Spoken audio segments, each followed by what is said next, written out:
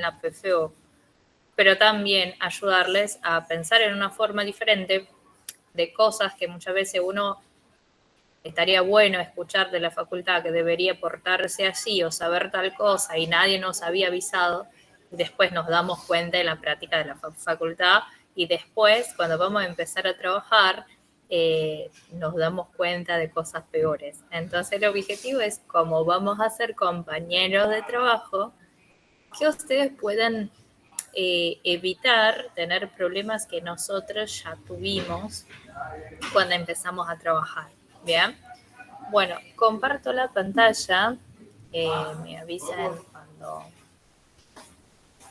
la puedan ver.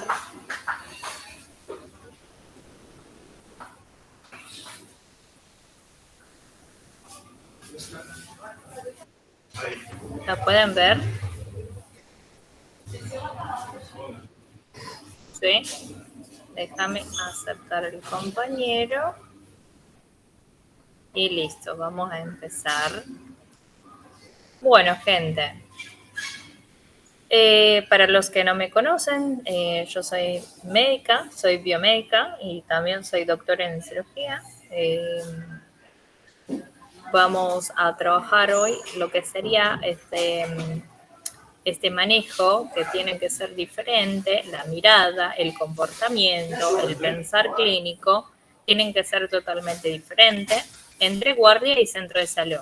Muchas veces nosotros desde el primer año nos toman mesa de examen de toda la parte de medicina y sociedad y todo lo que era la parte de cómo es compuesto un centro de salud, para qué sirve, cuáles son los profesionales, después la parte de la guardia, vamos aprendiendo un poquito, pero nunca esta parte fue tan real y tan importante como es ahora, porque a veces vemos algunos memes, algunas tiritas, que hacen tipo chistes a respecto de que un alumno está preguntando a respecto de agua potable a un paciente, un politraumatizado. Y a veces suele pasar, porque nosotros cuando empezamos tenemos un razonar lento, justamente porque empezamos a tener contacto con los pacientes en tercer año de la facultad y muchos, fue año de pandemia, entonces tercer, cuarto, quinto, problema serio en el comportamiento médico en el hospital. Entonces vamos a empezar con un pantallazo de conocimiento del campo de batalla. O sea, vamos a decir que el primer día de Juan en un centro de salud, Juan va a hacer un PFO y necesita conocer y averiguar algunas cositas. ¿Qué tiene que averiguar Juan en el centro de salud? ¿Qué piensan ustedes? Decime, háblenme. Va a empezar su primer día. ¿Qué ustedes van a prestar atención?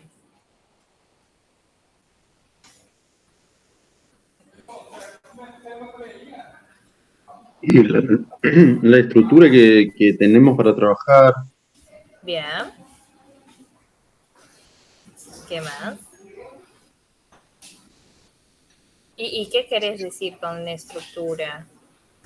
O sea, ¿qué tenemos disponible para, o sea, que tenemos a nuestro alcance ahí en el centro de salud para en caso de necesario, donde tengamos planos o saber más o menos ubicarnos donde estamos parados ahí? Bien, bien. Sí, sí.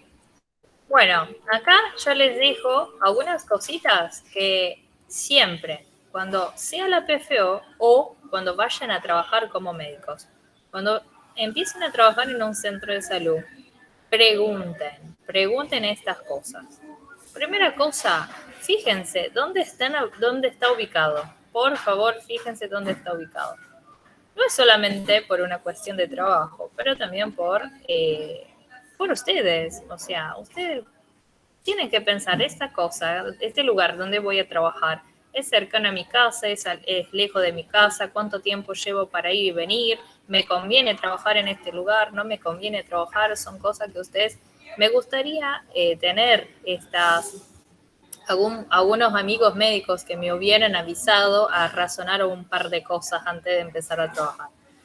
Esto es un punto donde está ubicado para la relación con nosotros mismos, pero también por la relación del lugar, propiamente dicho, o sea, es una región donde tiene agua potable, donde, o sea, todo lo que ya aprendimos en Ser Humano y su Medio, tenemos que aplicar, o sea, cómo es el ambiente, el ecosistema, todo de esta área, pensar a los puntos de vulnerabilidades que están expuestos los individuos que viven ahí. Entonces, el punto de donde está ubicado es un punto súper importante. Después, también, ¿qué salas o consultorios hay? ¿Cuántos? ¿Para qué? ¿De qué son? ¿Sí? Está bueno también. O sea, saber, ¿es súper chiquito este centro de salud o es un centro de salud un poco más grande? ¿Cómo es el centro de salud que ustedes hicieron la PFO o están haciendo? ¿Cómo es? ¿Alguien me puede decir cuántas salas tienen? ¿Cómo está distribuido?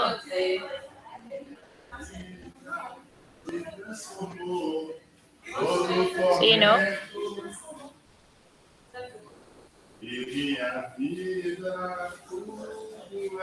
¿Nadie? Quería saber, quiero escuchar, quiero saber cómo tener una cierta referencia del centro de salud donde están. ¿No empezaron práctica? Bien, ¿alguien ya hizo alguna práctica? Bueno, los que no empezaron práctica, la recomendación que les doy es agarrar este PDF que les envié y cuando llegues al centro de salud, en un cuadernillo, pongas a tomar nota de todo eso. ¿Cuántas salas son? ¿Cuántos consultorios? ¿Cómo están distribuidos? ¿Hay consultorio específico de pediatría? ¿Hay consultorio específico de ginecobstetricia? ¿Hay consultorio de adulto? ¿Están separados los consultorios? ¿Qué hay en cada uno de los consultorios? Entonces hay un montón de cosas que ustedes tienen que verificar. Porque después ustedes van a pensar que por este tiempo que van a estar en PFO, ustedes van a trabajar ahí. Entonces ustedes son como una mano de obra más. Muchas veces el médico o la médica te va a pedir, mira, busca en tal consultorio tal cosa. Ustedes tienen que saber, porque muchas veces tienen que ser rápidos, ir al otro lado y buscar. Entonces ustedes tienen que ser curiosos, no sean gente que, ay, qué pereza me da de ir al centro de salud, ay, porque tengo que eso. No, no, vayan al centro de salud el primer, segundo día, busquen mirar todos los lugares, ingresen a los consultorios, abran las cajoneras, abran todos los cajones, miren lo que hay adentro, fíjense cómo está compuesto, ¿sí? Porque en algún momento un médico te va a decir, busca una dipirona y ustedes no saben dónde está. Y bueno, y deberían saber porque una de las primeras cosas que se hace cuando va a empezar a trabajar en un lugar es dar una vueltita en todo el lugar para conocer qué hay y qué. Porque al momento de la urgencia, ustedes no pueden conocer el lugar en un momento que necesitan de la cosa. Tienen que saber dónde está la cosa antes de necesitarla. ¿Me explico? Entonces, busquen conocer las salas, los consultorios, cuántas son y para qué sirven cada una de estas, ¿sí? Y por eso puse también en qué hay en cada sala, en cada consultorio, porque muchas veces ustedes van a tener que buscar un estetoscopio, buscar un tensiómetro y buscar un PAF para un nene que necesita llevar a su casa por algo, por un asma. Y ustedes tienen que saber dónde es la farmacia, dónde es todo. El vacunatorio, ¿sí? La enfermería, si se tiene una lesión, si tiene un corte, ustedes tienen que saber decir al paciente dónde tiene que dirigirse, ¿sí? Hay compañeros intentando ingresar atrás. Ahí. Bueno, volviendo. Entonces, importantísimo tener esta información. Otra información es a qué horas funcionan las cosas, ¿sí? Ustedes van a escuchar muchas veces, mira, tu carnet de vacunación no está actualizado, pasa a actualizar. Doctor, ¿paso cuándo? Bueno, ustedes tienen que saber, este vacunatorio, el ambiente de vacunatorio, ¿a qué horas abre? ¿A qué horas cierra? ¿Es de lunes a viernes? ¿Es solamente lunes, miércoles y viernes? ¿De qué horas? ¿A las 7, a las 8?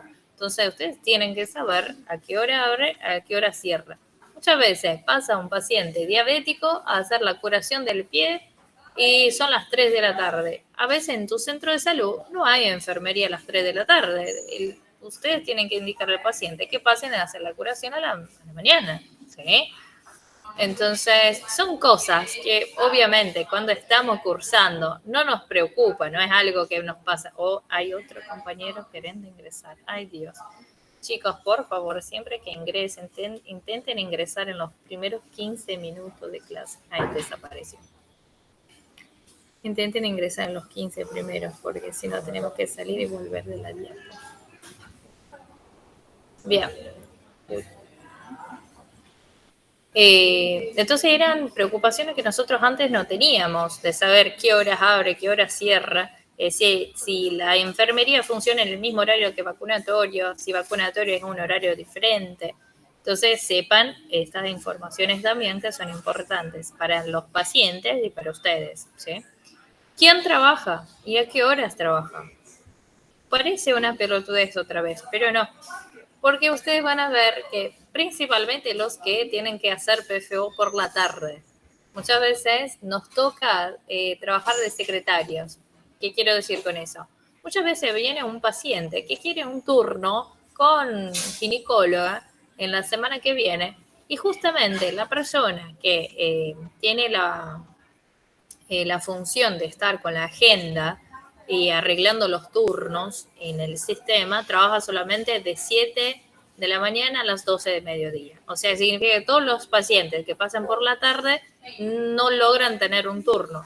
Y muchas veces cuando los médicos están ahí disponibles, dando vuelta en la parte de la recepción, trabajan justamente arreglando turno para los pacientes. Ustedes pueden pensar, pero soy médico, ¿por qué voy a hacer eso? Bueno, porque es lo que hay, gente. Muchas veces el secretario no está por la tarde, entonces aprendan también a manejar el sistema y saber quién trabaja, a qué horas trabaja. Entonces, cada centro de salud, hay centros de salud que ya tienen la compu, ya van a tener la computadora. Muchas veces no van a tener la computadora en el consultorio, pero por lo menos ahí en la dimisión va a tener la computadora con un sistema donde tiene los turnos de los médicos. Entonces aprendan, vuelvo a decir, sean curiosos. Cuando empiecen ahí, pregunten, o sea, vayan a trabajar y pregunten, ¿y cuál es el sistema en que ustedes usan? ¿Y cómo se arregla un turno? ¿Y cómo ingreso acá para saber si un paciente ya fue vacunado y qué vacunas tienen? ¿Y cómo tal cosa? Pregunten. ¿Y quién trabaja acá? ¿A qué horas trabaja? ¿A qué horas tenemos pediatras? ¿A qué horas tenemos ginecólogos? ¿Y qué días? ¿Sí? Ustedes van a ver que principalmente por los turnos que tenemos en la PFO, que muchas veces quedamos 3 meses a la mañana, otros 3 después turnamos, vamos para la tarde, o a veces uno se mantiene los 9 meses a la mañana. Y hay gente que va a tener el privilegio de a cada rato poder tornar acompañando un ginecólogo, acompañando un clínico general, un pediatra, y eso está bueno. Ustedes pueden decir, pero Mari, odio la pediatría. Yo odio la pediatría. Yo, Mariana, no me gusta la pediatría. Pero justamente por esta cuestión me puse a dedicarme a full en aprender pediatría. Entonces en el centro de salud yo pedía para turnar, o sea, en una semana me quedaba en pediatría, en otra semana me quedaba en clínica, otra semana intentaba como máximo absorber el contenido de todas las áreas, ¿sí? Y principalmente de pediatría, que la odiaba, ¿sí? Entonces busquen saber las horas de trabajo de cada uno, cuando abre, cuando cierra, a respecto del sistema, como había hablado, cuál es el sistema usado, cómo es, cómo usarlo. Otra cosa, hay psicólogos, hay odontólogos, hay actividades colectivas, ¿sí? Tienen que saber también, ¿sí? Porque muchas veces el paciente viene con un problemita que cuando vamos a hacer esta mirada general del paciente, nos damos cuenta que ahí el paciente necesita ser atendido o ser asistido por un equipo interdisciplinario o multidisciplinario. Entonces vamos a necesitar saber, mira, tenemos acá odontólogo, podés volver, pedir un turno, pero necesitas de un odontólogo, necesitas de un psicólogo, necesitas de un nutrólogo. Entonces busquen saber cuáles son los profesionales que hay ahí en este centro de salud, porque también tenemos que pensar, muchas veces vamos a derivar a este paciente para otro lugar, hacer referencia y contrarreferencia en otros lugares, pero a veces el paciente no tiene posibilidad de desplazarse a otro centro de salud o a otro lugar. Obvio, vamos a intentar como máximo hacer que haga porque es importante dependiendo de la situación, pero muchas veces está bueno saber toda la listita de los profesionales que hay en el centro de salud que ustedes trabajan para intentar también aprovechar lo máximo que se pueda los profesionales que están ahí. ¿Cuáles son y para qué sirve cada hoja de la carpeta? La carpeta es un infierno. Ustedes van a ver que es algo, todo lo que son papeles, todo lo que es la parte más burocrática, que nosotros no estábamos acostumbrados, porque como alumnos nuestra preocupación era aprender medicina. Ustedes van a ver que el médico es 50% medicina, 50% papeles que tiene que llenar, que son obligatorios. Y a partir de ahora ustedes tienen que aprender a llenar estos papeles. Yo les recomiendo, chicos, agarren estas carpetas, estas anamnesis y estos papeles para llenar ahora en PFU.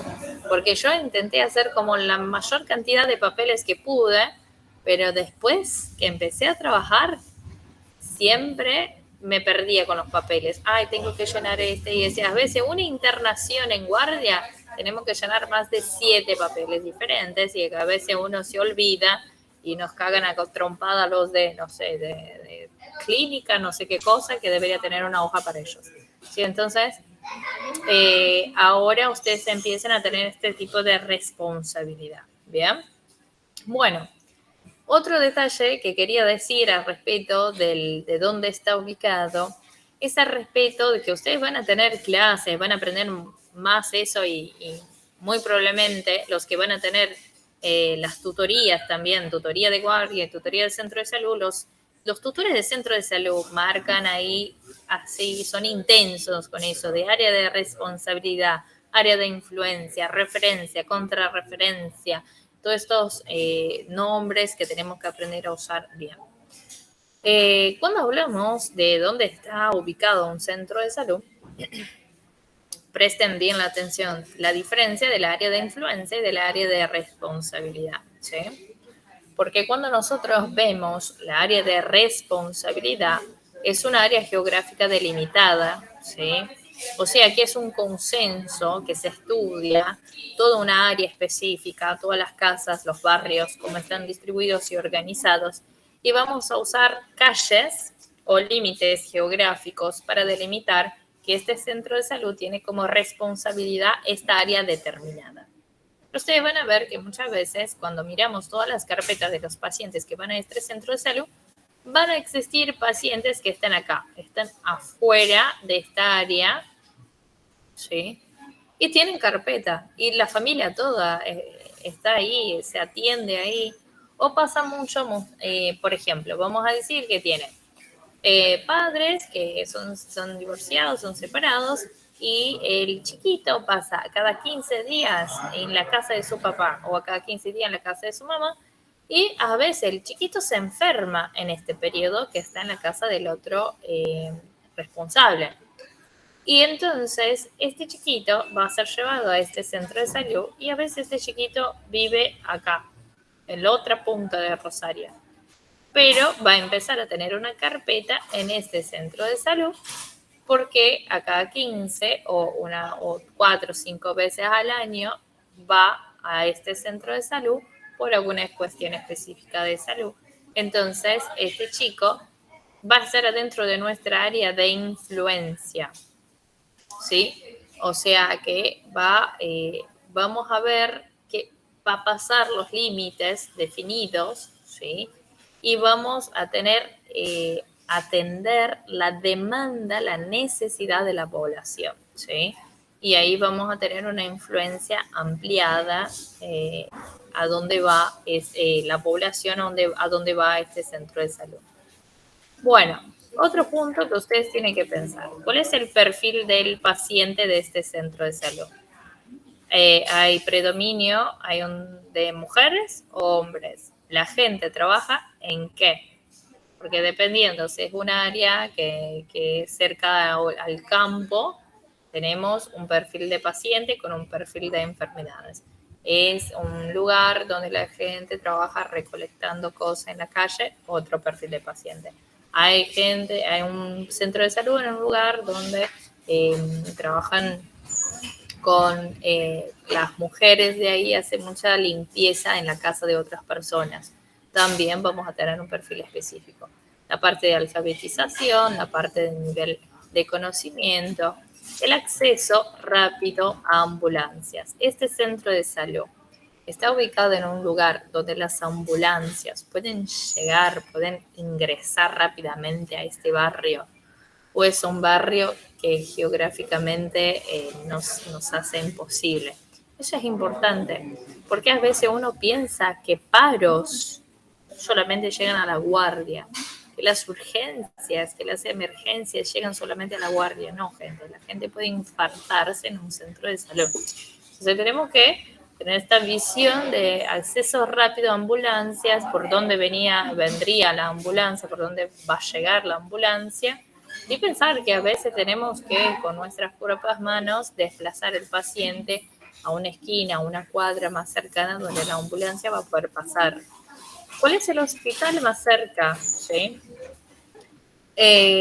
No sé cómo es el conocimiento de ustedes en relación a eso, pero yo no sabía un montón de cosas por ejemplo, cuando llamo a una ambulancia, no llamo la ambulancia. Lo que hago es llamar a una central e intentar de alguna forma buscar algún lugar que acepte a mi paciente.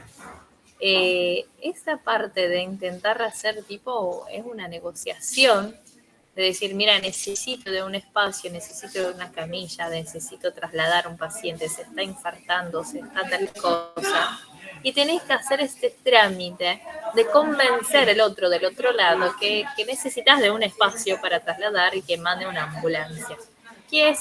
Son cosas que uno a veces no piensa que va a ser tan difícil, y ustedes van a necesitar tener esta habilidad de charlar, de convencer y pensar, bueno, ¿cuál es el hospital más cerca? Este paciente tiene posibilidad de ir por sus propios medios, o sea, no es algo urgente o grave, o sea, un paciente que se está infartando nunca se va por sus propios medios, ¿sí? Ustedes van a solicitar la ambulancia, pero vamos a decir que es un paciente que tiene un pie infectado, que tiene fiebre, que ustedes piensan que estaría bueno hacer un conjunto de laboratorios para ver si el paciente en un rato se va a clavar una sepsis.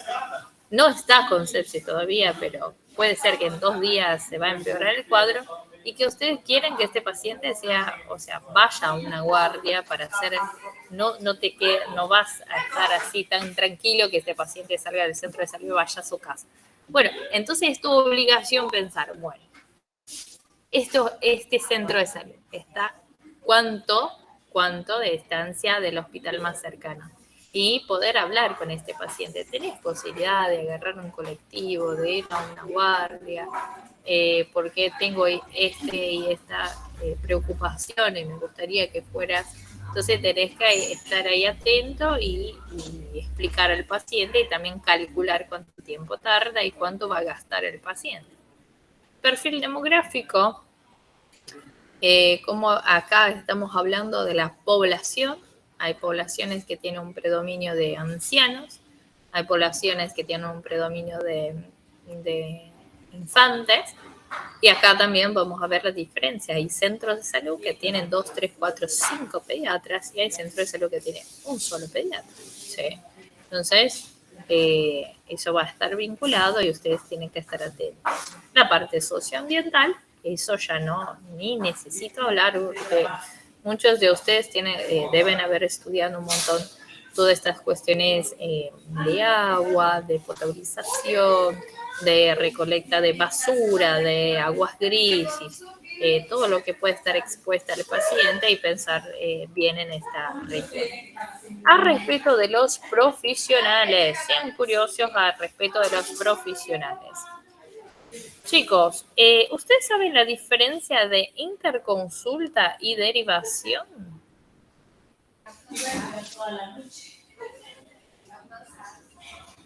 ¿Cuál es la diferencia de una interconsulta y una derivación? Tiren cualquier cosa.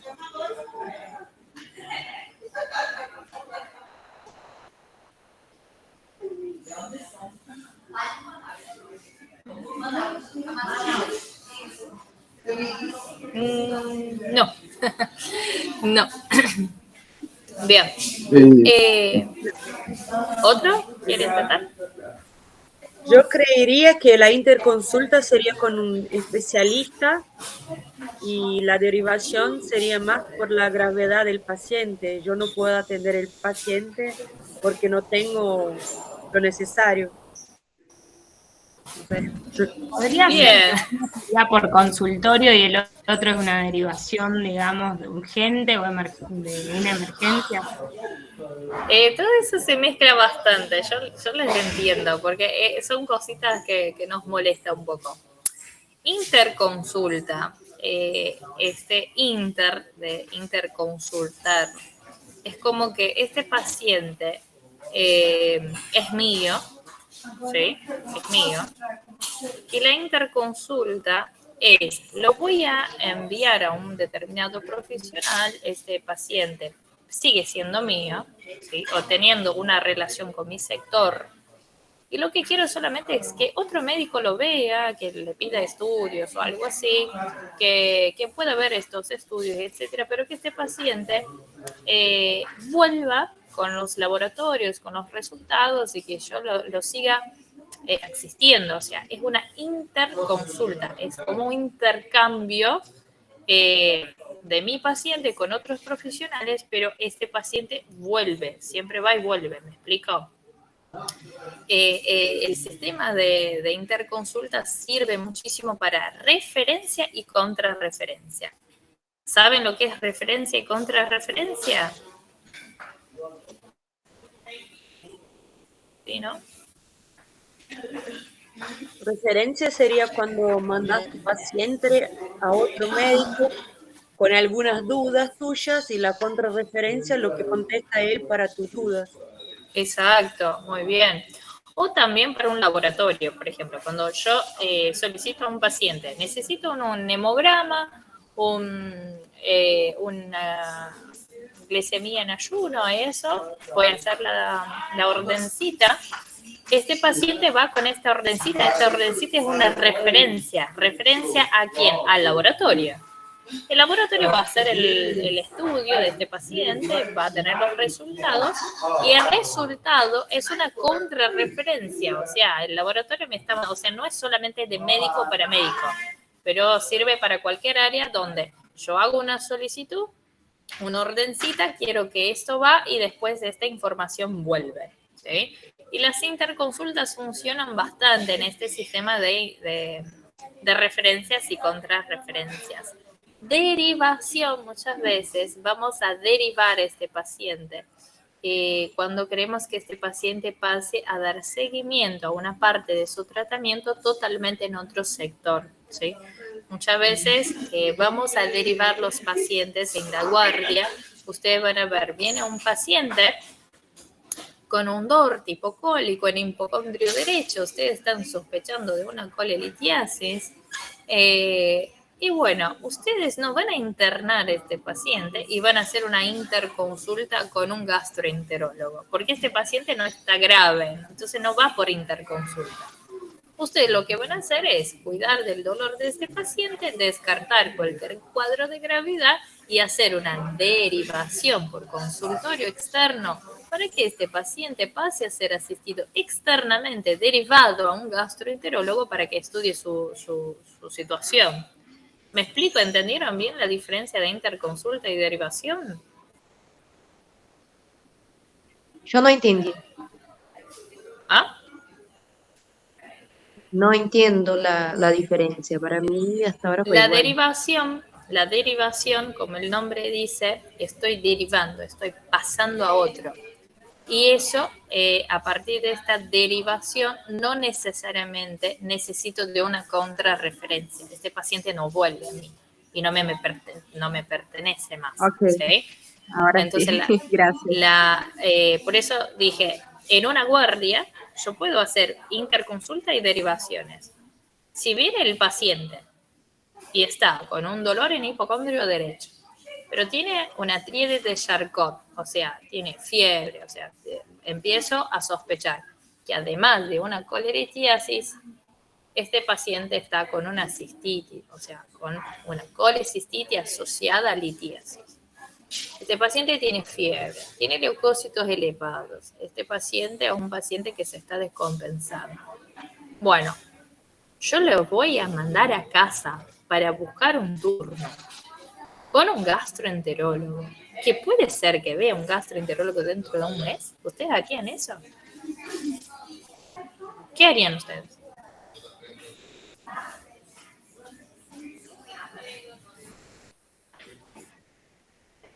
Ahí lo interno, exacto. Lo voy a internar en guardia, voy a decir, mira, tenés fiebre, leucocitos están elevados, no sé, tu dolor no es solamente el problema, me parece que está infectado, está inflamado, la cosa puede estar peor. Entonces lo que quiero es que este paciente sea evaluado por un especialista en esta internación, en esta consulta, en este momento. O sea, dentro de mis 24 horas de guardia, o sea, el paciente se interna y lo que voy a hacer es una carpeta de internación y voy a solicitar una interconsulta para que un gastroenterólogo o un cirujano lo vea a él y que diga que si está todo bien, solamente tratarlo y mandarlo a casa, o si se queda para una cirugía.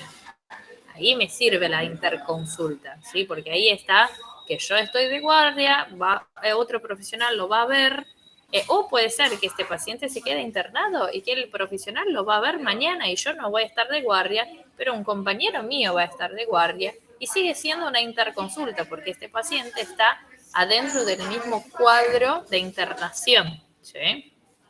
Entonces el otro profesional lo va a ver, va a llenar la carpeta para decir si este paciente va para la cirugía o si se libera para tratamiento en casa y todo eso.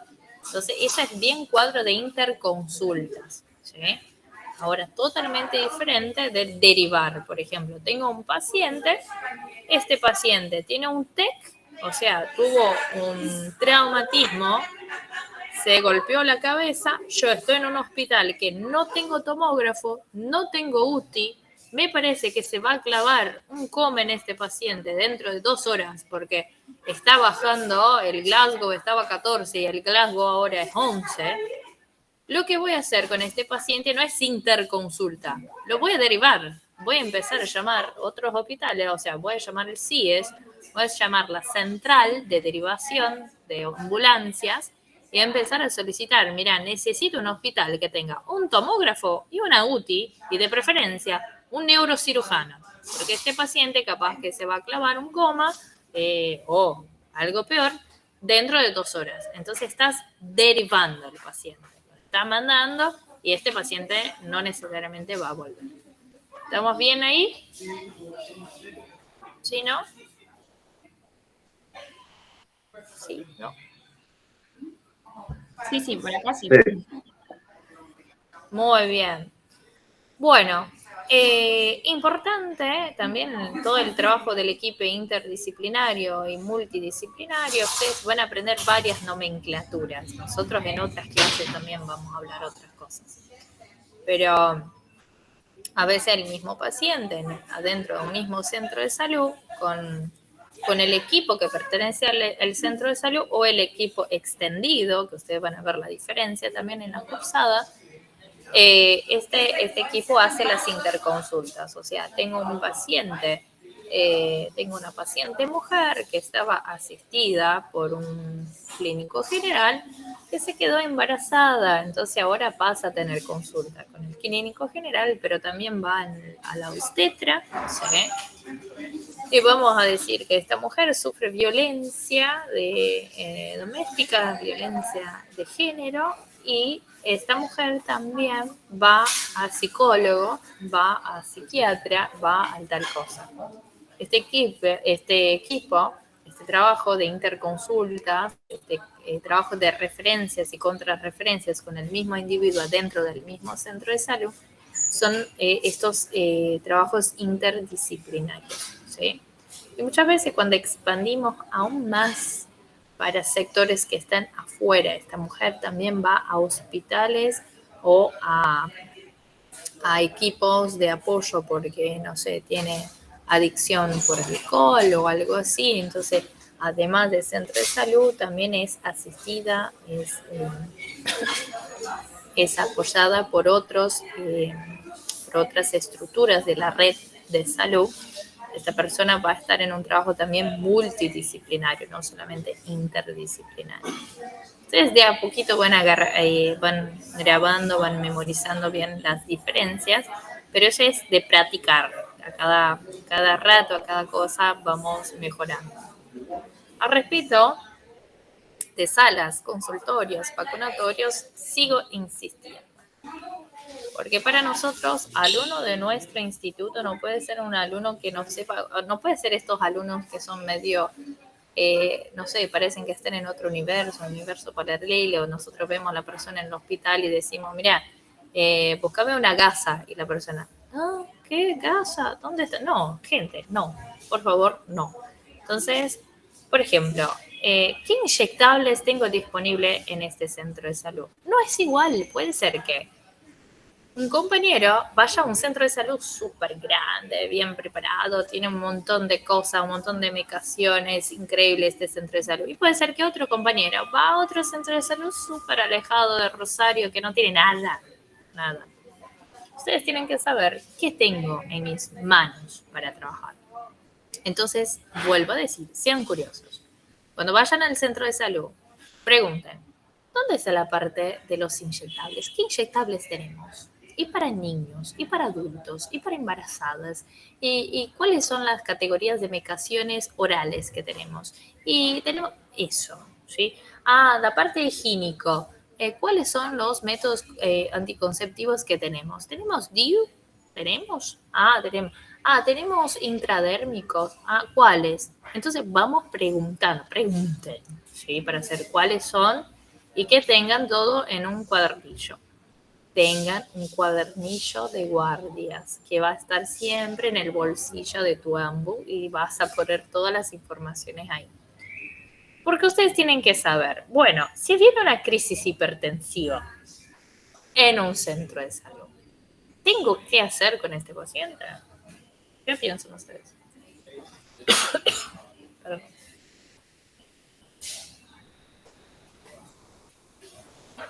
Una crisis hipertensiva. No estoy diciendo con lesión de órgano blanco. Vamos a decir que viene un paciente con 180. 100, ¿qué le duele? Le duele la cabeza.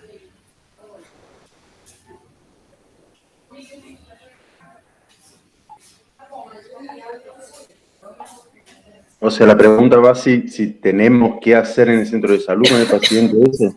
Exacto, tengo algo en el centro de salud. Y sí, dependiendo del centro de salud, sí, pero si dispone de medicación, sí.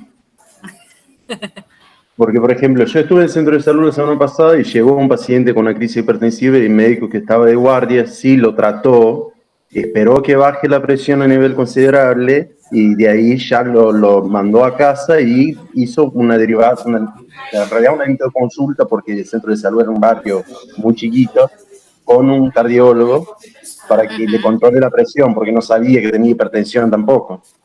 Muy bien, bien. Ahora pregunto, ¿el doctor hizo una internación? ¿El doctor hizo un sublingual o una medicación oral? ¿Lo puso unas vías? ¿Qué hizo este doctor? No, le hizo una medicación bioral. Y lo dejó ahí en evaluación. Claro, y a los 20, 30 minutos después lo evaluó de vuelta, lo tomamos la presión de vuelta y, bueno, se le había bajado y la mandó a casa. Perfecto, muy bien. Y que muchas veces, dependiendo de la situación, si fuera una guardia, podríamos hacer solamente un sublingual o una medicación oral y dejar al paciente en la misma situación que en el centro de salud, pero en otras situaciones podríamos, por ejemplo, dejar al paciente acostadito, ponerle una vía porque le duele la cabeza, poner una dipirona endovenosa, poner un amlodipino, poner el anapril, o no sé, depende de lo que vamos a tener ahí, hacer para bajar la tensión y al mismo tiempo dejar al paciente confortable. Pero en centro de salud, medio difícil, ¿sí? Entonces vamos a intentar manejar dentro de las posibilidades, pero si fuera algo más grave, ¿sí? Una emergencia, este doctor lo que tenía que hacer es que Y derivarlo a algo de mayor complejidad. y O diría que este paciente vaya por sus propios medios. Y no, le llamaría a la ambulancia. Muy bien, exactamente.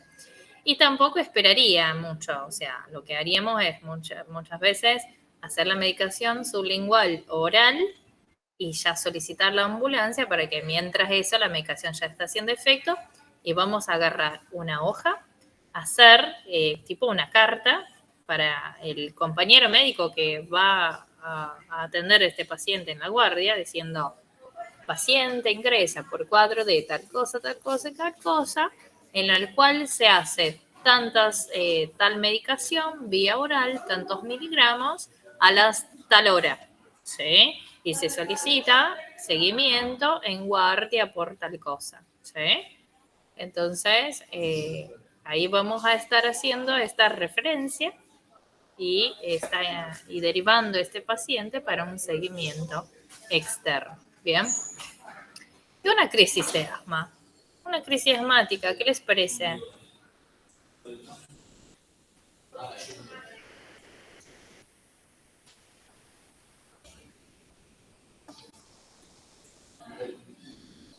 ¿Qué haríamos en un centro de salud? ¿Hay cosas que hacer? ¿No hay cosas que hacer? Dependiendo de la gravedad de la crisis. Bien, decime más. Y nada, si es una crisis leve se puede intentar algún puff de salbutamol, pero si ya vemos que el paciente está complicado, sí, ahí sí necesitamos derivarlo. O Muy si no bien. responde al salbutamol, lo mismo. Muy bien, perfecto. Vamos a acompañar signos de gravedad. Vamos a ver si el paciente está con la reducción del nivel de conciencia. Vamos a ver si el paciente está teniendo uso de musculatura accesoria que no responde con el tratamiento, pero podemos ahí en el centro de salud hacer una serie de PAF. Podemos decir, mira, va a quedar acá en evaluación a cada 20 minutos, hacer una serie de PAF y vuelvo a escuchar, vuelvo a ver la situación y si ya vemos también que este paciente muy probablemente en 2-3 horas no va a volver como debería volver, ya vamos a indicar a este paciente que se vaya a una guardia. ¿Bien? ¿Sí? Si viene un infarto, si viene un paro, ¿qué hacemos? ¿Salimos corriendo? ¿Pedimos ayuda? ¿Solicitamos un médico? ¿Qué hacemos?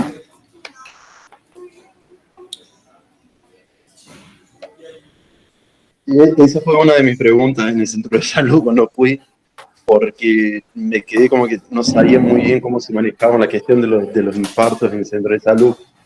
Y me dijo que, a ver, depende, si tenés un electro disponible para constatar el infarto, que tiene un supranivel o no, directamente tenés que llamar a la ambulancia y como mucho le das la aspirina ahí en el centro de salud y lo mandás directamente al hospital. Muy bien. Y sí, infelizmente es así. Nosotros nunca podemos pensar, no, este paciente capaz que no sea un infarto. Puede ser un infarto, pero capaz que no.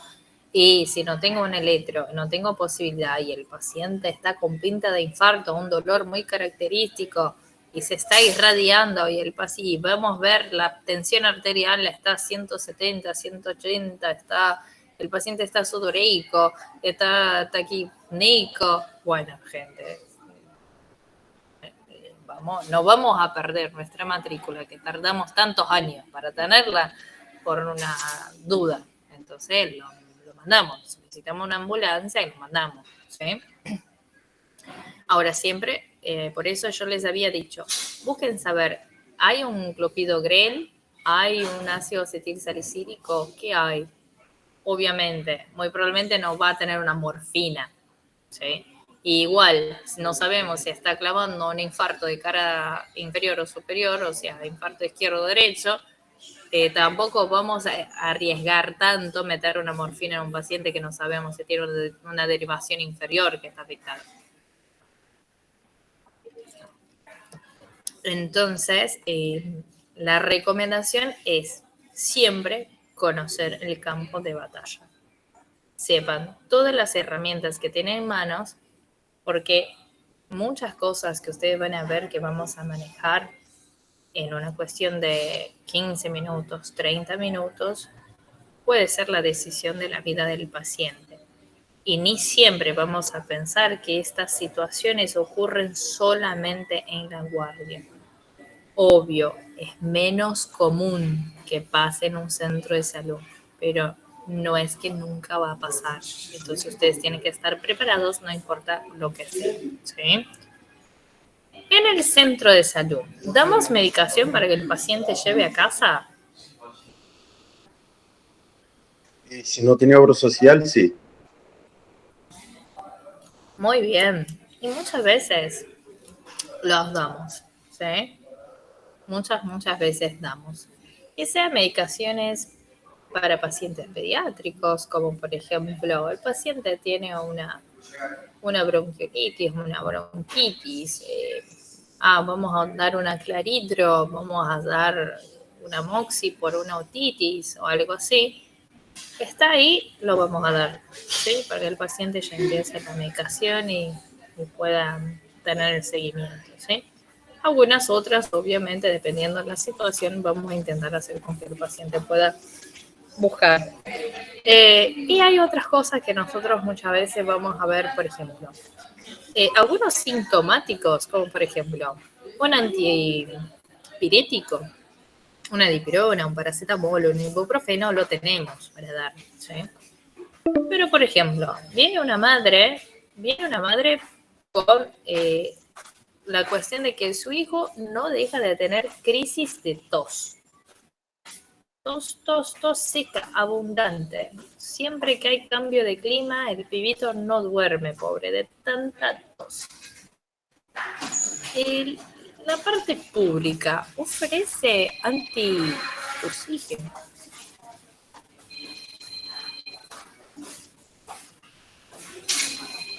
¿Qué les parece? Anti-oxígeno, ¿tenemos?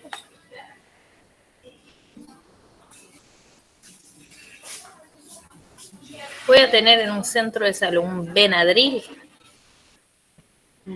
amarillo. No creo que en el centro de salud lo tendría, pero... Exacto. Es más difícil, porque en este caso la tos no es un factor de gravedad, ¿sí? Es un pipito alérgico que tiene tos con el cambio de clima y eso tiene tos seca, no tiene secreción, entonces no voy a dar un mucolítico, no voy a dar, porque si no voy a aumentar la tos. Muchas veces damos un mucolítico para un paciente que tiene tos seca, peor. Entonces vamos a pensar, ¿qué hago? En este caso, como máximo, vamos a ver, tengo una difenhidramina, tengo un antialérgico, voy a poder ofrecer una nebulización con corticoide para ayudar un poco a esta irritación de las vías aéreas, es como máximo lo que podemos manejar ahora. Algo para cortar la tos, básicamente no vamos a tener, ¿sí? Ahí es una cuestión de preguntar a las madres, ¿tenés posibilidad de comprar un jarabe? Te lo voy a dejar una ordencita.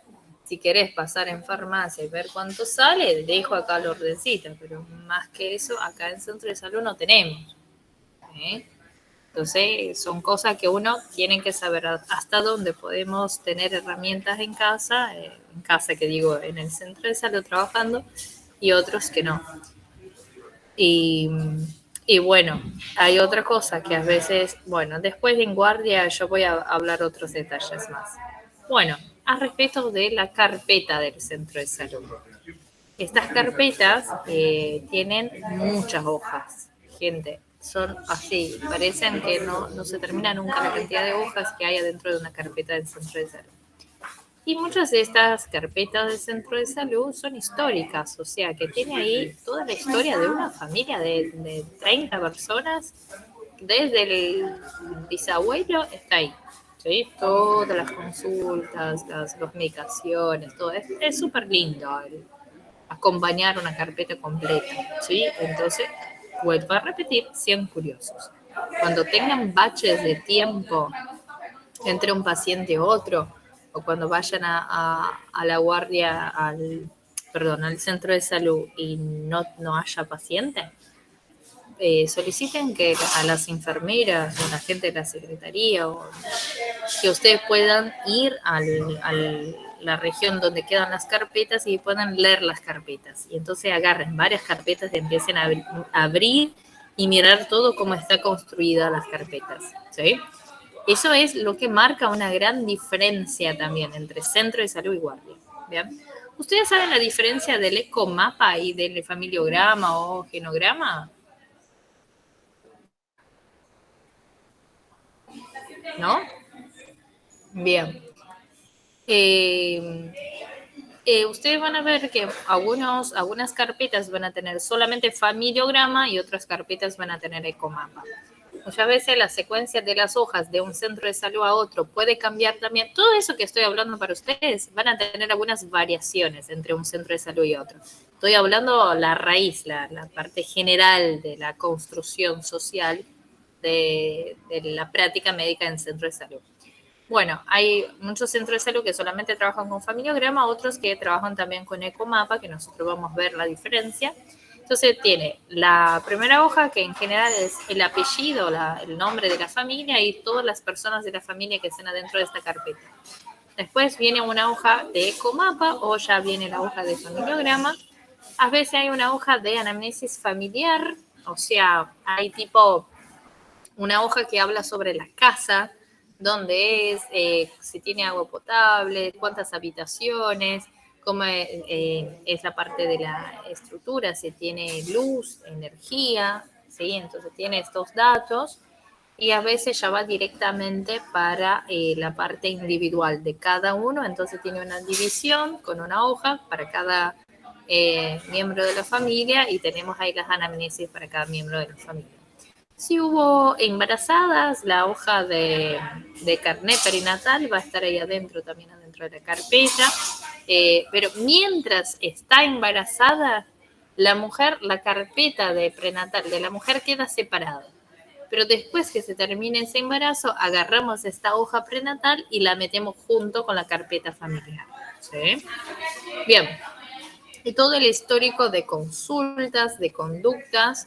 La persona hizo un laboratorio en 1980. Está ahí. Yo vi carpetas que había histórico de 1975. Era una cosa increíble, tener un histórico de 40 años, 50 años de una carpeta. Es increíble ver carpetas así antiguas que vas viendo toda la evolución del paciente. También va a estar las hojas de óbito, muchas veces vamos a ver con el inicio y el final de la vida de las personas. Las visitas a domicilio, ¿sí? O sea, no es solamente lo que hacen los médicos. Ahí va a tener las hojas de los agentes de salud, de la enfermería, del odontólogo, todo va a estar todo en la misma carpeta. O sea, justo sabemos todo lo que hizo el paciente. Bien, acá, miremos el ecomapa. El ecomapa habla sobre relaciones, gente. Relaciones. Entonces tenemos un determinado individuo. Acá tenemos una familia. Tenemos el hombre, la mujer, los hijos. Y tenemos el ecomapa de los miembros. Pero podemos tener un ecomapa para un solo individuo. Pongo un individuo acá al centro. ¿Sí? Y pongo, por ejemplo, este individuo tiene relación con la iglesia. Bueno, esta relación es de qué tipo de flujo. La iglesia tiene colaboración con el individuo, pero el individuo no va a la iglesia, porque hay muchas veces individuos que van a la iglesia, pero solamente para tener el apoyo. Por ejemplo, hay iglesias que distribuyen ropas, que distribuyen comida. Entonces, este individuo muchas veces no pertenece a la iglesia y tiene una relación donde el flujo, la flecha, sale de la iglesia y va en dirección al individuo, pero del individuo no vuelve una flecha en relación a la iglesia. Tenemos, por ejemplo, estas líneas acá, que es de relación débil, o sea que este individuo en relación a sus padres tiene una relación débil. Eso no significa relación conflictiva ni estresante. Esa es la línea de relación estresante. Por ejemplo, acá tenemos este individuo con una relación estresante con el trabajo. ¿Sí? Acá esta mujer tiene una línea de relación fuerte con la hermana, una relación fuerte con la hermana.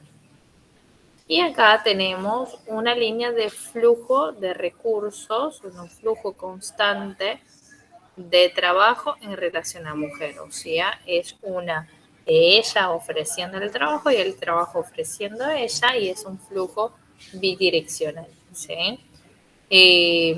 Acá tenemos otro ejemplo, bidireccional en relación a amigos. Esta chica en relación a la universidad, una relación débil, una relación fuerte con el novio. Entonces se ve que el ecomapa habla sobre características de relación, ¿sí? Es más para entender el individuo y el ambiente que está inserido. Es este el enfoque, el individuo y todo lo que lo rodea, cómo están sus relaciones con todos los campos. Entonces sirve para relación con personas, ambientes y cosas. ¿Vean? Ya el familiograma no es así. El familiograma es la relación entre personas.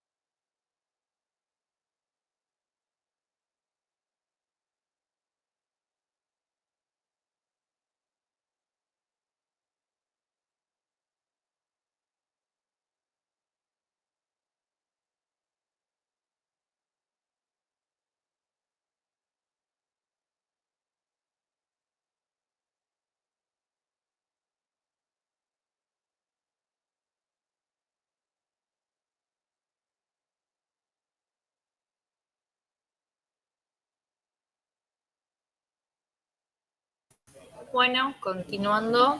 ¿Todos me escuchan? Bien, ahí comparto la pantalla. No sé si algún compañero más va a ingresar. Pero seguimos.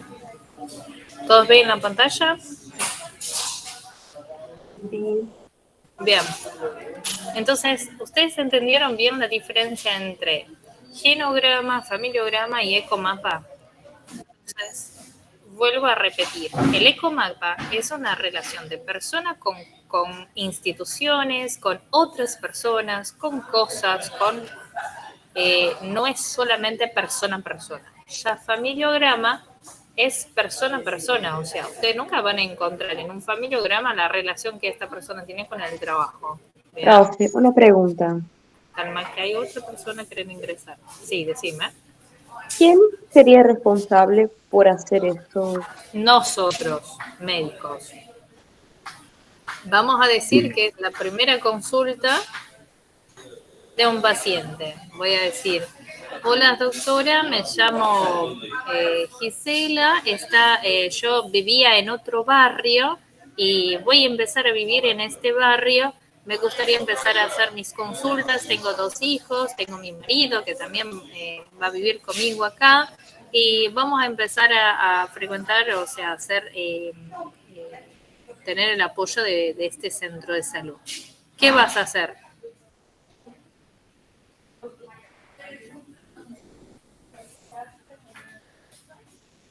¿Qué tenés que hacer? ¿Cómo era la pregunta? O sea, ¿qué vas a hacer con esta paciente Gisela que va a pasar a ser asistida por este centro de salud? Mira, lo que estoy circulando acá. Exacto. La carpeta, sí. Vas a abrir una carpeta nueva, ¿bien? Profe, para una consulta antes de seguir. Están Sí, pidiendo sí. el link para seguir la reunión en este grupo de la PFO. Pedí, ustedes pueden... ¿Se puede pasar? Sí, puede pasar. Sí, sí.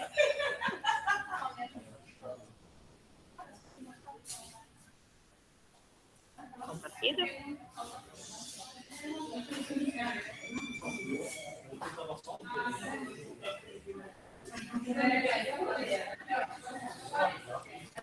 Hay gente ingresando.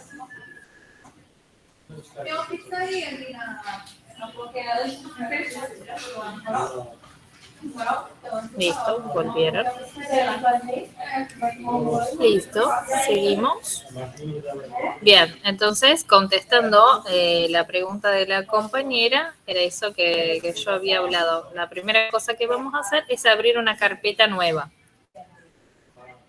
Porque ni siempre las personas vienen de otro centro de salud y vienen ya con sus carpetas antiguas, ¿sí?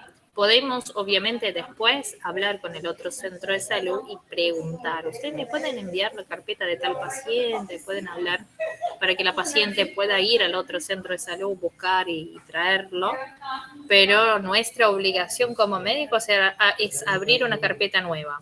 Y abriendo esta carpeta nueva, la primera consulta va a ser larguísima, porque vamos a hacer el familiograma de la persona, vamos a abrir la carpeta individual y vamos a hacer todo el histórico de cosas, de antecedentes, de enfermedad actual, de todo que ustedes estudiaron desde el 3er año de la facultad. Es el momento que ustedes rellenen todo eso. ¿Me explico? ¿Sí? Bien. Bueno, este temita es temita de final de PFO. A veces nosotros preguntamos, bueno, ¿qué pueden tomar en una mesa oral final de PFO? Familiograma. Es súper tomado. No sé por qué hacen eso con nosotros. Pero al final de los 9 meses de PFO, cuando ustedes empiecen a repasar algunos temitas para rendir, ustedes van a rendir... Uy, ¿me escuchan? ¿Me escuchan? Sí. Ustedes van a ver que al final la mesa oral de la PFO, principalmente la de la UNR, Pero el de UAI también tiene a veces estas cositas de mezclar, no solamente temas de emergencia y urgencia, pero también de solicitar temas de centro de salud. Pero de la UNR la mesa es bien separada. Ustedes van a tener dos docentes que van a tomar el examen. Un docente representa centro de salud y un docente representa urgencia y emergencia, ¿sí? Representa guardias. Y entonces, ustedes pueden empezar con un caso clínico de centro de salud, que ustedes tienen que hacer la atención, dar la medicación, explicar cómo se hace la carpeta, cómo se llena un familiograma. No, es una consulta obstétrica. Cómo se hace la consulta prenatal, cómo se llena el carnet prenatal, los exámenes, los estudios complementarios que van a pedir la embarazada a la primera consulta prenatal, todo eso, y al final el docente puede decir, bueno, y vamos a decir que esta guardia llega con una preeclampsia en la guardia, y lo que ustedes harían. Y ahí ahora toda la atención y todo lo que ustedes estaban pensando con una mirada pasa ahora a otra mirada de guardia. Y ahí tienen que hablar todo el manejo de esta eclampsia, por ejemplo. ¿Sí?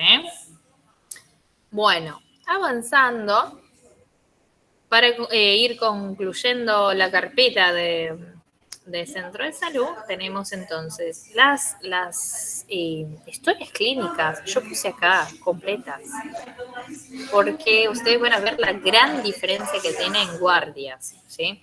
Entonces, chicos, por lo más que muchas veces ustedes acompañen a algunos médicos en el centro de salud que ya están cansados de trabajar y no hacen las cosas bien, que no llenan las cosas como corresponde, no sean así, ¿está bien? No sean, o sea, aprovechen las informaciones que sirven correctas, y las incorrectas no repitan, ¿está bien? Porque hay muchos médicos que hacen muchos años que están trabajando, ya están cansados, entonces no hacen las cosas bien. No sean ese tipo de médico. Entonces, muchas carpetas, estos médicos van a llenar de forma rápida, porque ya están hechas. Hace 20 años que este médico acompaña a este individuo. Entonces, muchas veces van a escribir de forma muy rápida, muy directa, muy cortita el tema de la consulta, el motivo de consulta, el examen físico. Muchas veces casi no escribe nada.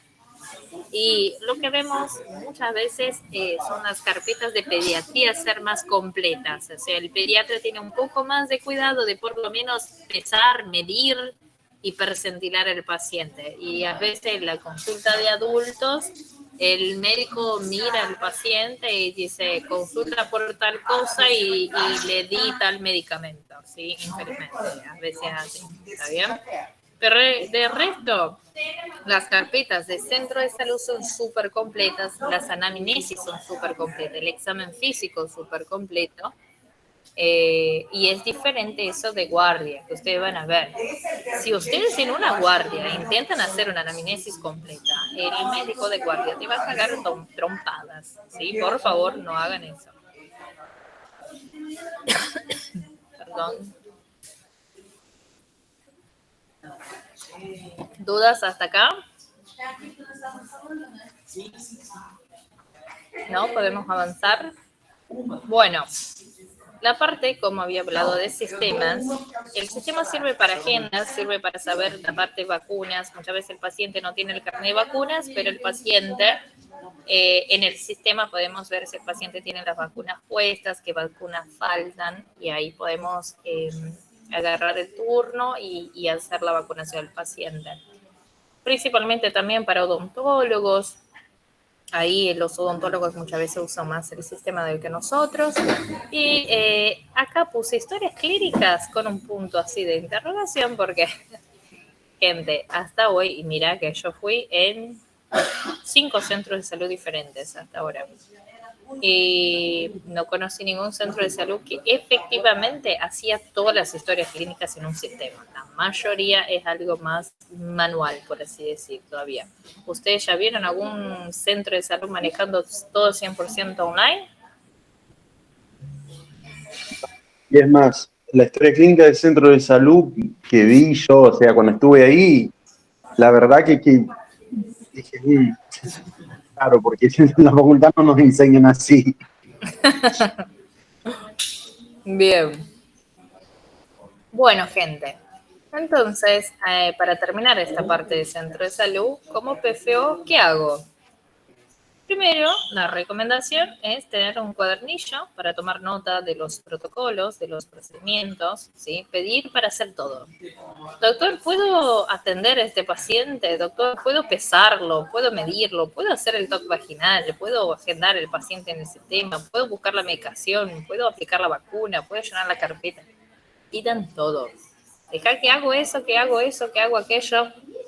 Hagan las cosas porque solamente con la experiencia vamos a poder llevar más adelante con más tranquilidad cuando sean nosotros.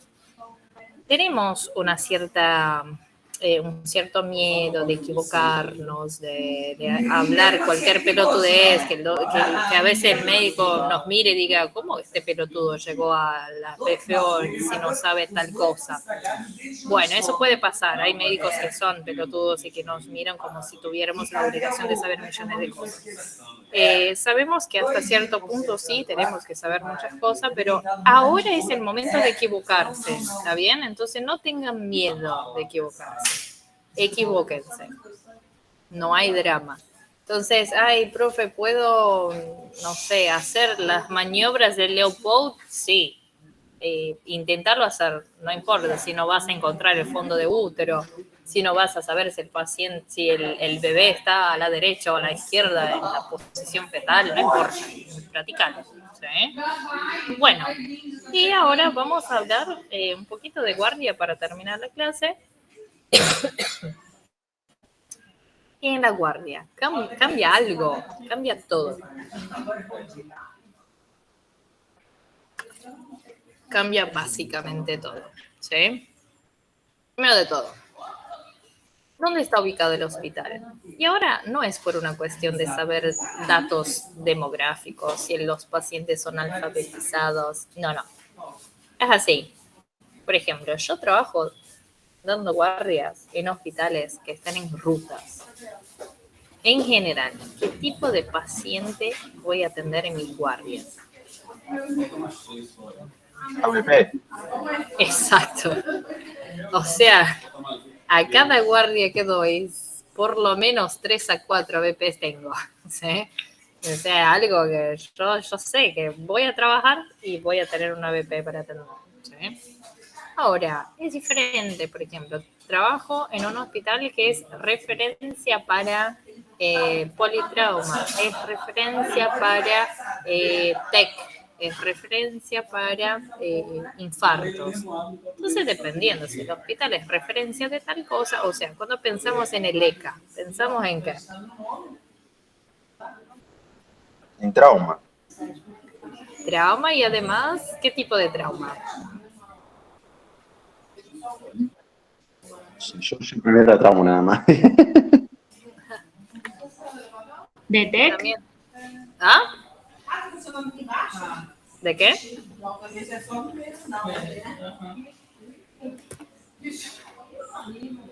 Un paciente todo agujereado por balazos, en general va para dónde?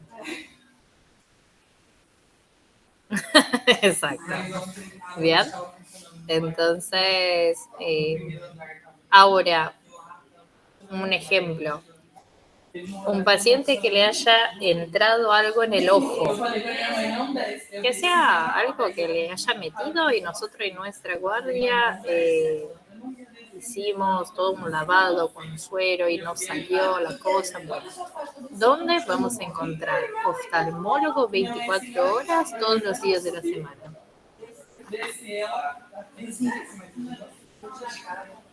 ¿En el Centenario? Exacto, en el Centenario. Entonces, ustedes perciben que tenemos que saber estas informaciones. Ya me pasó una vez que yo estaba en guardia en Las Parejas y hubo una pelea callejera. Si ustedes quieren, después avísenme que yo les mando una foto de la situación que quedó la cara de la chica. Pero una pelea callejera donde la chica que la golpeó metió la uña, el dedo adentro del ojo y se le sacó el párpado inferior. Bien, sacar este párpado inferior no es algo que yo lo pueda suturar, porque obligatoriamente quien tiene que suturar eso es un cirujano plástico. ¿Y dónde voy a encontrar un cirujano plástico en un sábado a las 5 de la mañana?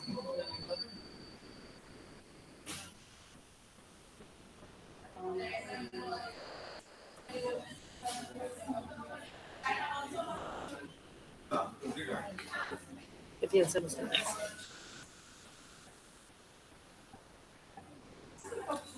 No sé, pero yo diría en el Centenario también, por el nivel Muy de bien. complejidad. Muy bien, tiren el Centenario. Está. Bien, en el Centenario. Tuve que derivar a la chica en el Centenario. ¿Sí? Entonces, piensen, ¿dónde está ubicado el hospital? Que ustedes van a hacer la PFO, que ustedes van a trabajar y directamente ya van a saber más o menos el conjunto de problemas que ustedes van a encontrar. Por ejemplo, el italiano. En el italiano se atienden muchísimos pacientes que tienen obra social, pero muchos ancianos. Tienen mucha gente con PAMI, ¿sí? Entonces, obvio, ustedes van a atender un perfil de pacientes mayor a 60, 65 años. Va a clavar infarto, se va a clavar crisis hipertensiva, se va a clavar edema agudo de pulmón, se va a clavar un TEP, se va a clavar TBP, se va a clavar este tipo de cosas, ¿me explico? Entonces ustedes van a ir razonando más o menos, es diferente del razonar de ubicación de centro de salud. Acá ustedes van ya pensando el perfil de paciente y de la problemática que ustedes van a enfrentar por el perfil de hospital que es. Bien, y obviamente, como estamos hablando, de cuál nivel. En el centro de salud, yo había dicho, gente, fíjense a respecto de consultorios, de las salas que hay y etcétera. Acá yo les digo, primera pregunta, cuando un compañero te llame a dar una guardia, cuando ustedes vayan a trabajar, ustedes van a hacer, ¿hay UTI? ¿Hay quirófano? ¿Hay tomógrafo? ¿Hay ecógrafo? ¿Hay rayos? ¿Hay laboratorios? Ustedes van a hacer todas estas preguntas. Ustedes tomen notas de estas preguntas, porque yo no quiero que ustedes trabajen en un lugar que ustedes no tengan herramientas de trabajo. Entonces, eso es algo así, directo, porque ustedes tienen que saber qué pueden pedir al paciente. O sea, un paciente que viene con un abdomen agudo y ustedes no tienen una ecografía. Bueno, yo puedo pedir la radiografía común de abdomen agudo, que voy a pedir el rayo de tórax y el rayo de abdomen de pie y acostado. Sí, puedo. Bien, pero eso me va a ayudar a saber si el paciente tiene una colecistitis o una colangitis. Muy probablemente que no. ¿Está bien? Entonces, ustedes tienen que saber bien la estructura que tiene el hospital y saber con qué van a poder trabajar y qué van a poder usar. La UTI es algo fundamental para una guardia. La relación con la UTI tiene que ser muy buena. Ustedes tienen que lograr tener una comunicación fluida, tranquila. Obviamente, tiene una palabra que los de UTI saben usar como nadie sabe usar. No hay cupos, no hay camas, no hay camillas. Ellos saben decir esta frase como nadie. Pero ustedes van a aprender que ustedes tienen que ser políticos. Mira, ser médico también va a ser político. Ustedes van a necesitar desarrollar la habilidad de convencer personas a aceptar pacientes, ¿está bien? Entonces, tener la UTI, tener una UTI disponible va a ser súper importante, tener el quirófano para caso sea necesario, o saber un hospital que tenga quirófano, que esté cercano para cualquier eventual necesidad rápida. Tomógrafo también, ¿sí? Ni todo lugar tiene tomógrafo, pero el tomógrafo, ustedes no tienen que trabajar obligatoriamente en un lugar que tenga tomógrafo, pero ustedes tienen que saber si en este lugar, cercano a él, hasta 2 horas de distancia, si tiene un tomógrafo. Ahí está bueno, ¿sí? Ahora, ¿me sirve saber si tiene UTI, si tiene quirófano, si tiene tomógrafo? No, eso solamente no me sirve. Necesito saber si hay cirujano. Mira qué locura. Porque saber si hay quirófano no quiere decir que hay cirujano. Entonces, ustedes van a ser invitados muchas veces a trabajar o van a acompañar perfils, como perfils en un hospital donde los especialistas están de guardia pasiva. ¿Qué eso quiere decir? Estar de guardia pasiva. Que está en casa, pero si le llaman, tiene que ir. Exacto. Pero les voy a explicar la realidad. Ya me pasó, por ejemplo, atender un pibito, estar trabajando, tener un pibito de 11 años con una apendicitis. Estaba súper con cara, con pinta de apendicitis. El pibito tenía fiebre y ya había ido 3 veces al hospital en el periodo de 7 días. Y la gente lo mandaba a casa con gastroenteritis. Ah, eso es una gastroenteritis. Tenés vómitos, tenés diarrea, tenés fiebre, es una gastroenteritis. Y iba y volvía. Pero cuando palpé la fosa ilíaca derecha del paciente, tenía ya casi un plastrón ahí, estaba con un absceso, se veía un abultamiento de más o menos 10 centímetros de sobrelevación. Y bueno, yo envié un WhatsApp para el cirujano que estaba de guardia y dice, tengo una apendicitis acá. Y me dijo, ¿tenés la ecografía y el laboratorio? Bueno, chicos, ustedes que ya estudiaron apendicitis, el diagnóstico es clínico, es laboratorial, es con ecografía. ¿Cuál es el diagnóstico de apendicitis? Clínico. Es clínico, mira qué interesante. Ustedes saben que el diagnóstico es clínico. Bien. El cirujano, ¿tenés las cosas? Y yo, no, pero estoy segura que el paciente tiene apendicitis. Ah, no, por favor, pedí un leuco, pedí tal cosa. Bueno, pedí el laboratorio. Vino 21.000 de blancos. 21.000 de blancos. No es poca cosa. ¿Sí? El pibito tenía una fiebre de 41 grados que no bajaba para nada. Y él dijo, ay, porfa, pedí la ecografía. Yo pedí la ecografía. El ecografista, yo había llamado al ecografista que también estaba de guardia pasiva. Dice, ¿podés venir a hacer una ecografía? Ay, pero ya tenés el leucograma del paciente. Yo dije, no, ya lo pedí, pero todavía no está. Ay, cuando salga el leuco, avísame que si viene alto voy. Y yo, bueno, ahí voy. Entonces, cuando llegó, le llamé otra vez y dice, mira, vino 21.000 de blancos. Ah, está bien, ahí voy. Cuando salió la ecografía, un tremendo absceso, ¿sí?, alrededor del apéndice del paciente, y eso estaba así por romper a cualquier momento, ¿sí?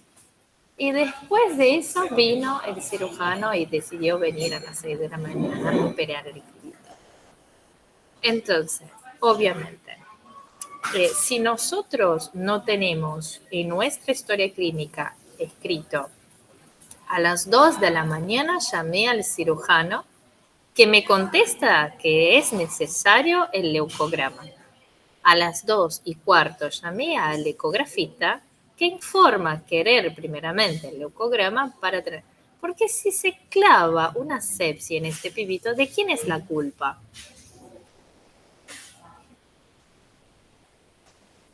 Tuya. Exacto. De ustedes también, que ustedes van a pasar por eso. Bien.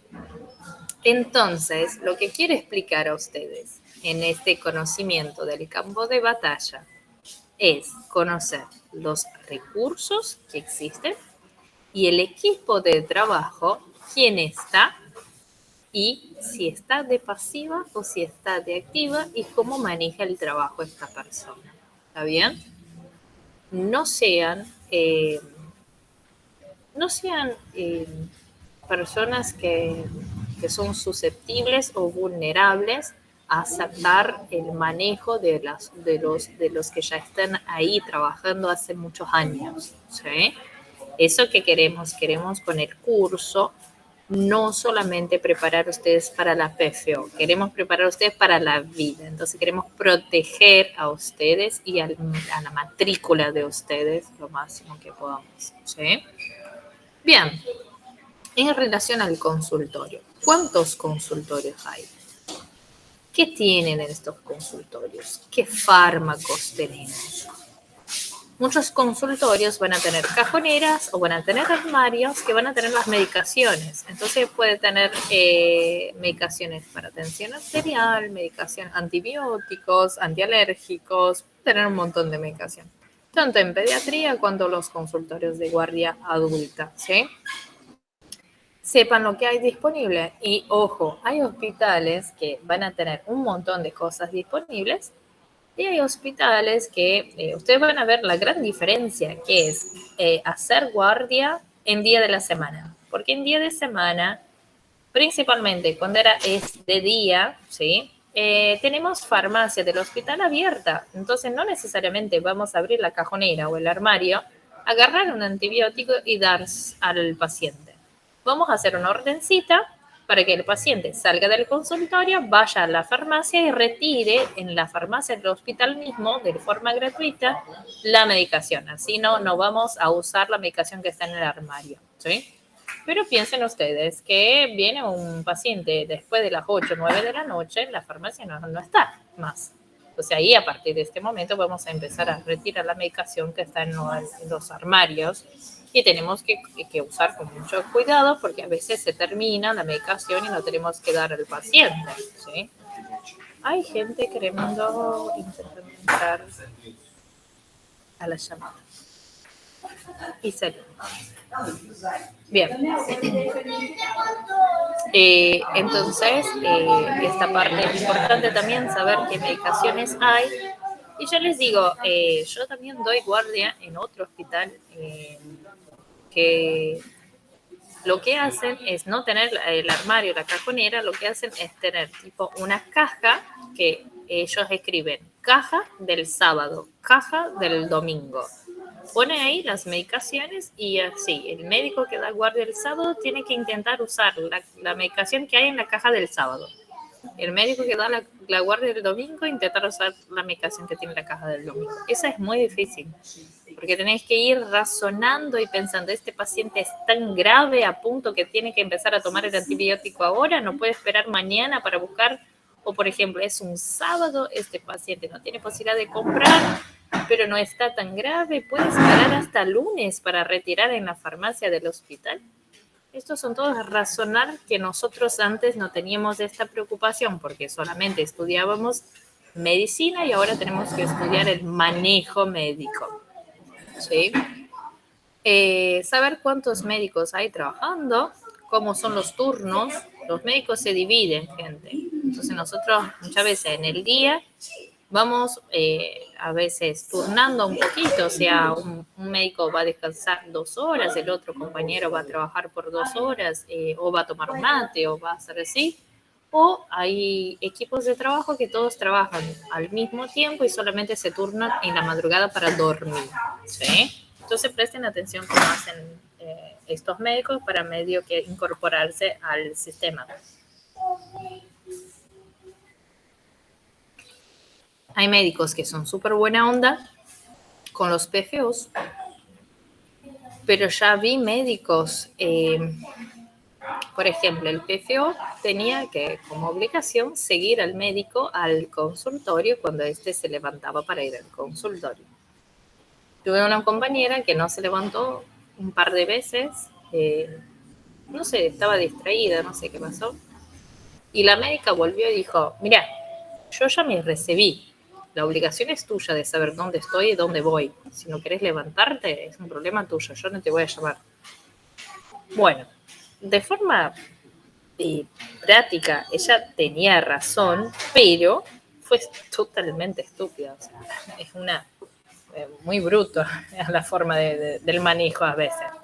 Entonces, yo, por ejemplo, cuando estoy de guardia y tengo PFOs míos, intento explicar cómo trabajo y intento dividir las tareas para que sea una instancia de aprendizaje, pero ni todo médico tiene obligación didáctica de enseñar, ¿sí? Otra cosa, los enfermeros. Chicos, lleven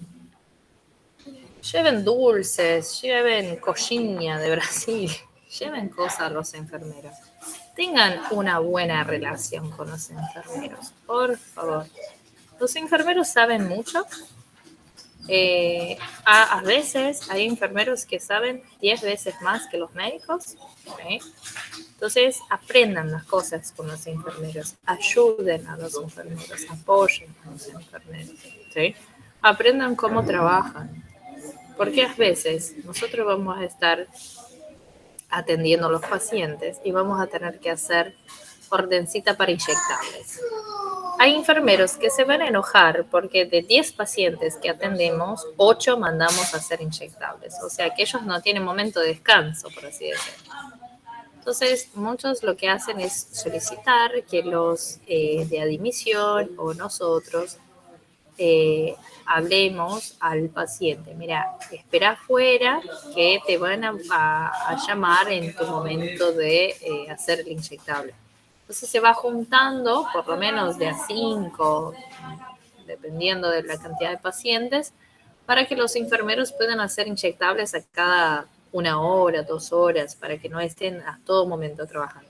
Entonces entiendan cómo trabajan, cuáles son los turnos. Otra cosa que ustedes tienen que pensar. Nosotros médicos hacemos 24, hacemos 12 horas. Ellos trabajan a cada 8.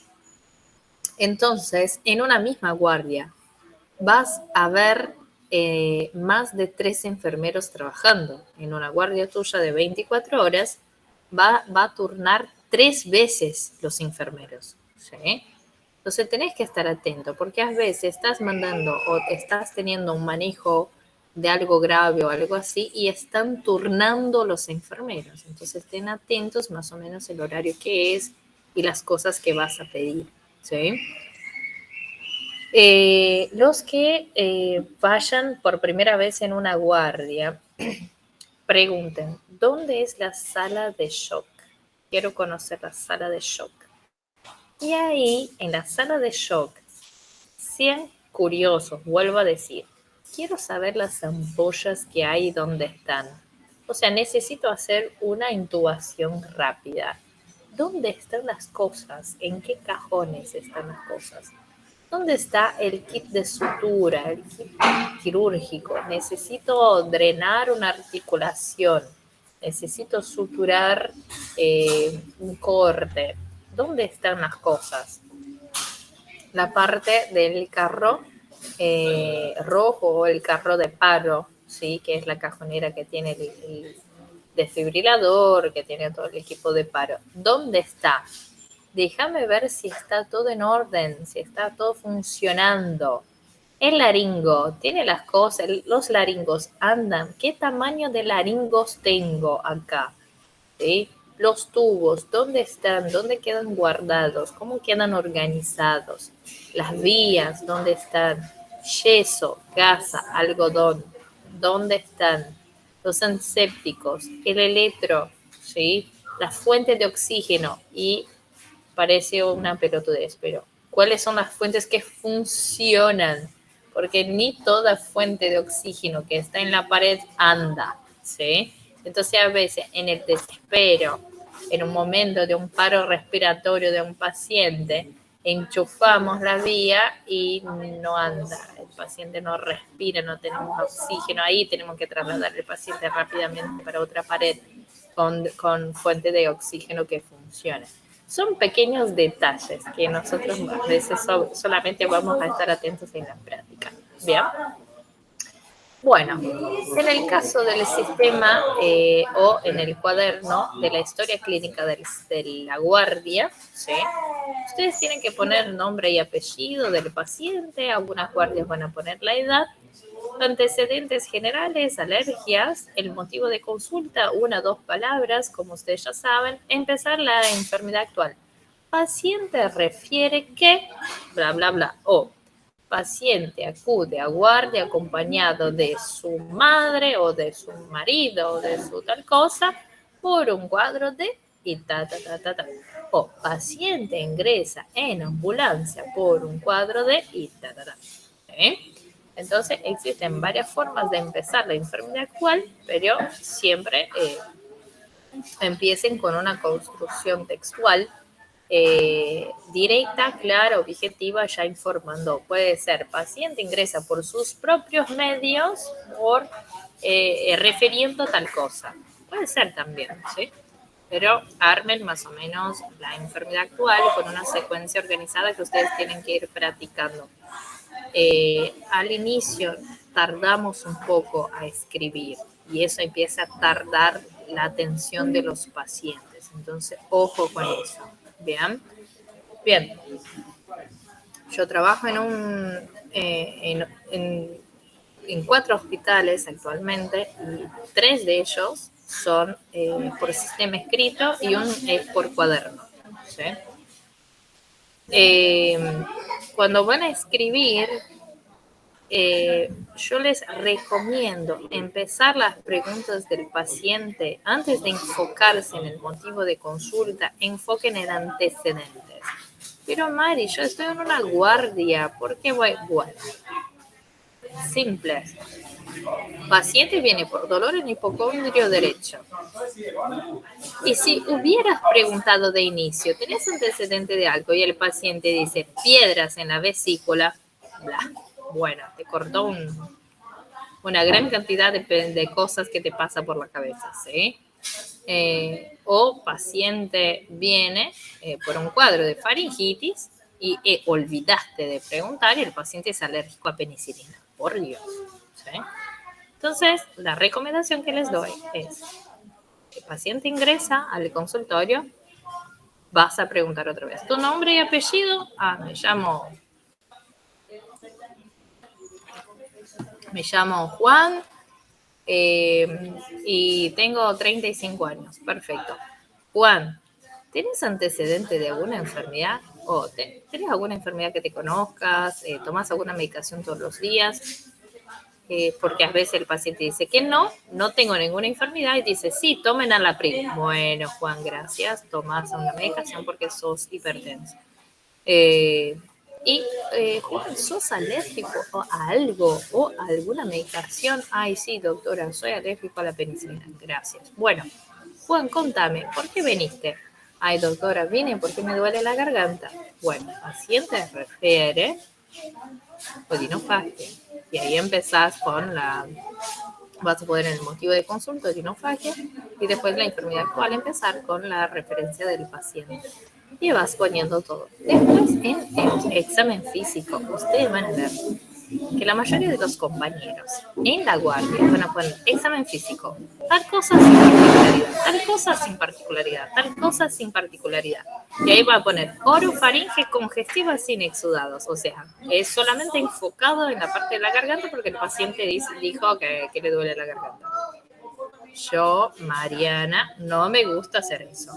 O sea, me gusta tener un conjunto de descripciones generales, cortitas, que no van a hacer con que mi mano se caiga escribiendo en 80 pacientes, pero que de forma general esté más completita, ¿me explico? Entonces, yo pongo, por ejemplo, paciente se encuentra en buen estado general, en regular estado general, en mal estado general.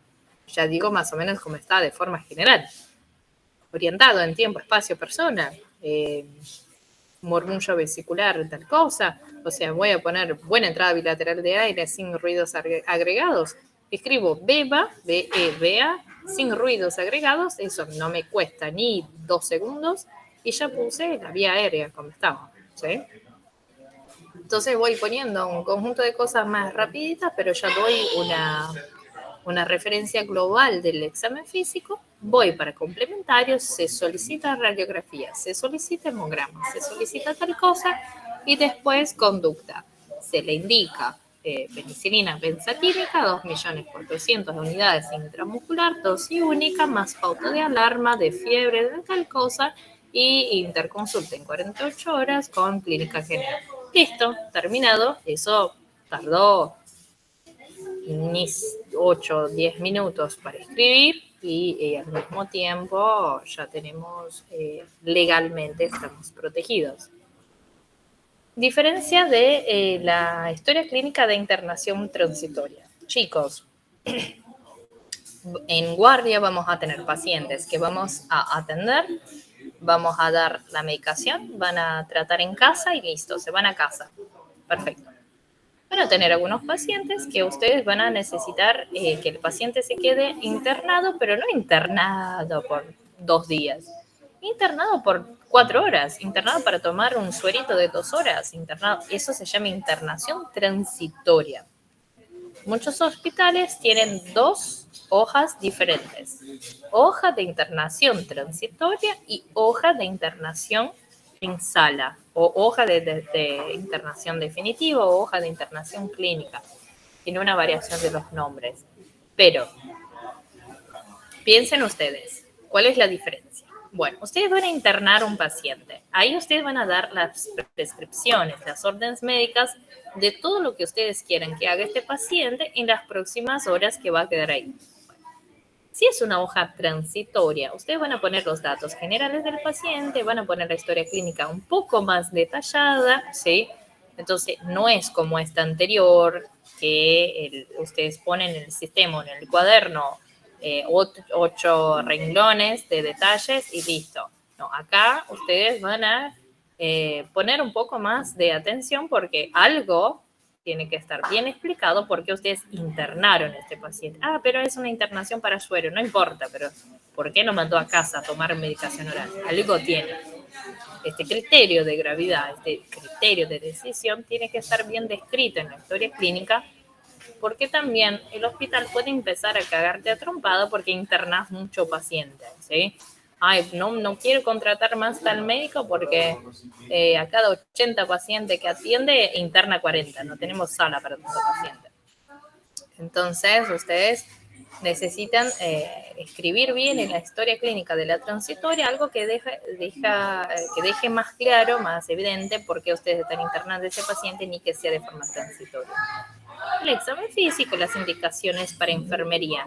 Mari, ¿qué hago para indicación de enfermería? Eso fue mi terror. Acá yo les traje, saqué foto de guardias mías para que ustedes tengan una idea. Acá borré mi sello. Para que ustedes tengan más o menos idea. En general, nosotros empezamos indicación de enfermería. Primera cosa es control de signos vitales. O sea, ustedes van a solicitar que los enfermeros tengan un control de los signos vitales de este paciente, que sea por turno, o sea, cada vez que se cambien los enfermeros que hagan un control de signos vitales, o que sea cada 1 hora, que sea cada 2 horas, depende del cuadro clínico porque ustedes internaron. Ustedes tienen que indicar, ¿este paciente va a comer? O sea, van a decir que ustedes van a internar a este paciente y son las 5 de la tarde. A las 7 de la noche, 8 de la noche, pasan con la comida. ¿Este paciente va a cenar? Ustedes tienen que pensar eso. Entonces, ¿este paciente es en ayuno? O sea, nada por boca. ¿O este paciente está en dieta general? ¿O está en dieta hiposódica? ¿O está en dieta tal cosa? Ustedes tienen que escribir ahí. Ustedes van a solicitar que se ponga una vía, una hidratación. Bueno, ustedes tienen que poner HP, o sea, hidratación parenteral, tantos mililitros de suero fisiológico a pasar en 24 horas, a pasar en 8 horas. Eso está determinando la velocidad que ustedes quieren que pase. Puedo dejar un SOS de fiebre. Este paciente tiene posibilidad de fiebre porque estaba con fiebre, hicimos ya la medicación. Bueno, entonces, sí, temperatura mayor o igual a 38, dipirona, una ampolla endovenosa, única dosis. Ranitidina, una ampolla endovenosa cada 8 horas. Voy a hacer el antibiótico, una ampolla o el miligramaje cada 6 horas, endovenoso. La Dexa, voy a poner oxígeno. ¿Qué tipo de oxígeno? Máscara, bicotera. Voy a poner bicotera, que quiero que sea entre 3 a 5 litros de SOS si el paciente empieza a saturar menos de 92. Son las indicaciones. Ustedes están informando a las enfermeras qué quieren que haga con este paciente por el tiempo que este paciente está internado. Ahora, si este paciente queda más tiempo internado, obviamente ustedes van a solicitar más cosas. Puede ser que ustedes tengan que poner más cosas. Por ejemplo, Solicito laboratorio para repetir en 24 horas. Solicito hemocultura, hemocultivo por 2. Solicito urocultivo. Solicito radiografía de tórax a repetir en 24 horas. Quiero seguimiento clínico. O sea, quiero una interconsulta con clínica para que los clínicos vean a este paciente. Voy a poner la Dexa, voy a poner bigotera, quiero poner una nebulización de este paciente con budesonide, con atrovente, con salbutamol. Quiero poner, este paciente va a quedar acostado por mucho tiempo, quiero evitar un TEP, quiero evitar un TPP. Voy a poner una heparina, 1 centímetro cúbico subcutáneo a cada 12 horas. Entonces estás haciendo las indicaciones generales para un paciente que va a quedar internado en sala por más tiempo. ¿Sí? Y ahí sí, la historia clínica aún más detallada, ¿sí? El examen físico, los exámenes complementarios, ponemos la sospecha diagnóstica, las indicaciones para la enfermería, las interconsultas que vamos a solicitar. Entonces son más detallados, ¿bien? ¿Alguna duda? Bien, ¿cómo hago entonces como PFO para las guardias? Tengan el cuadernillo y tienen que pedir para hacer todo. Puedo hacer las vías, puedo hacer sutura, puedo hacer férulas, puedo participar del RCP, puedo intubar a este paciente. El primer paciente que intubé fue en mi PFO, ¿sí? Tienen que solicitar, calcular dosis pediátricas, acompañar pacientes pediátricos, ¿sí? Ahora, para terminar la clase, yo sé que ustedes ya están cansados, quiero solamente hacer una parte práctica para ver cómo está la cabecita de ustedes, ¿bien? Vuelvo a decir, acá no hay cosas de correcto e incorrecto. Acá es practicar para que ustedes empiecen a tener un razonar más dirigido al manejo de guardia y manejo de centro de salud, ¿sí? Ahora yo me pongo como paciente. Yo soy la paciente, ustedes tienen que atenderme, ¿sí? Bien, yo soy Ana, de 35 años, vengo al centro de salud con mi hija de 4 meses para primera consulta general. Nunca vine, ¿sí? Y es la primera consulta de mi hija en 4 meses. Bien, ¿qué harían ustedes?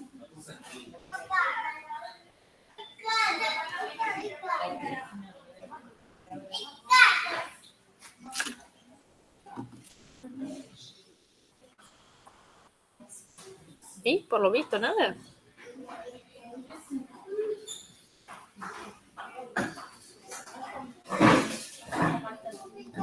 Tenemos que ver los antecedentes perinatales. Uh-huh.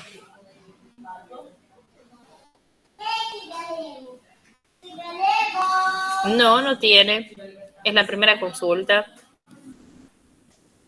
Ay, doctor, perdón, porque tuve mi hija, pero empecé a trabajar luego después y no pude traerla y necesito saber si ella está bien.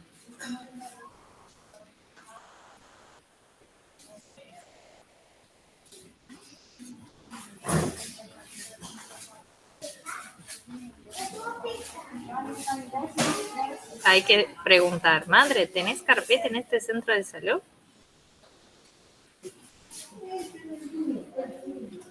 Exacto.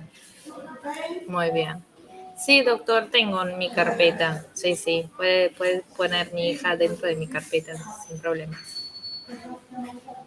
¿Y?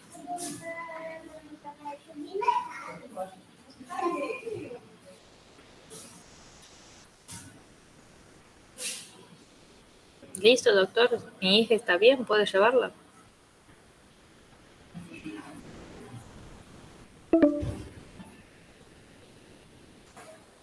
Muy bien. Yo hice todas las consultas prenatal, doctor.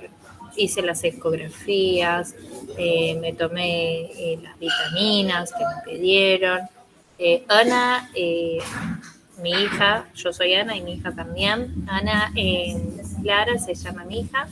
Y ella nació a las 38 semanas, no tuvimos ninguna interferencia, no tuvo que quedarse internada, salió todo bien, doctor.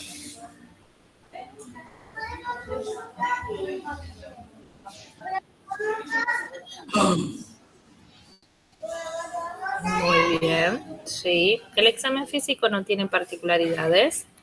Bien, ¿qué conductas, cuáles serían las indicaciones para una madre con una hija de 4 meses? Además de las vacunas, ¿qué más? Preguntarle si toma pecho o si consume fórmula la criatura. Muy bien. No, está con la lactancia materna, doctora.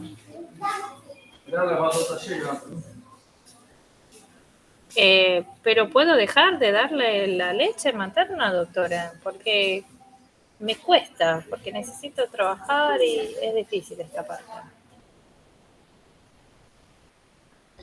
Bueno, y en ese caso le daríamos las opciones que puede tener la madre de guardar su propia leche materna, cómo conservarla, o bien explicarle de las fórmulas, cómo se le podría dar a la nena. Pero para ser más fácil, puedo dejar entonces de dar la leche materna, ¿no, doctora?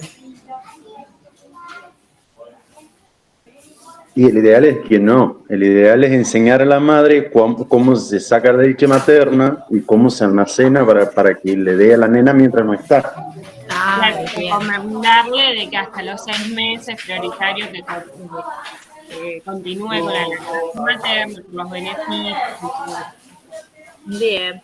Y después, ¿cuándo tengo que traer mi hija, doctora? ¿Solamente cuando cumpla el año? En realidad ya empezó tarde el control de salud de las nenas. Ay, ¿en serio? No sabía. Tenía que haber venido cuando. Y eso va a depender del tiempo. Ay, ahora no me acuerdo de pediatría, hace como 3 años.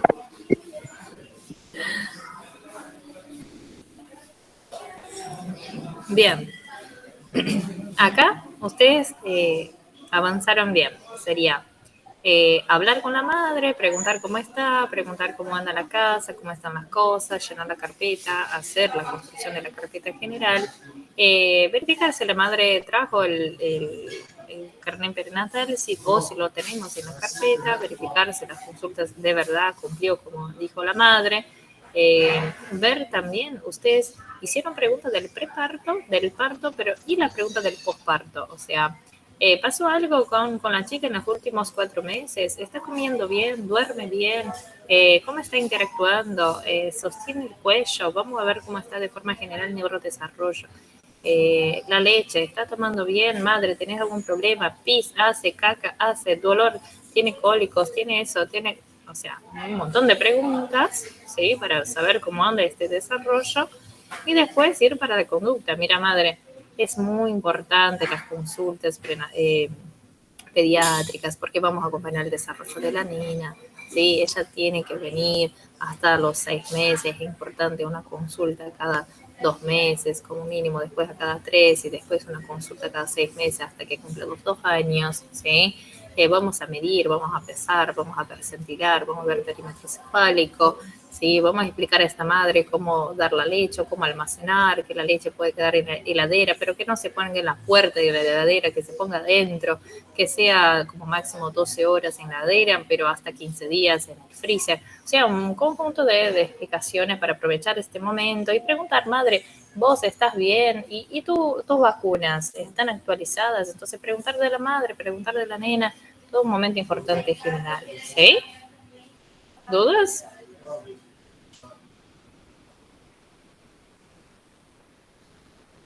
¿Sí, no? ¿Todo bien? No. ¿Ah? No. ¿Por qué no? ¿Por qué no? No, que se entiende bastante No, bien, hay no tenían duda. dudas. ¿Sintieron qué? Que se Bien. entendió todo perfecto. Perfecto, bien. Ahora, ¿y acá qué cambia? Soy Luan, tengo 30 años, concurro a la guardia porque la hija está agitada. Ahora, cambiamos la posición, cambiamos el nombre, cambiamos el cuadro. ¿Y ahí, cómo es esta consulta?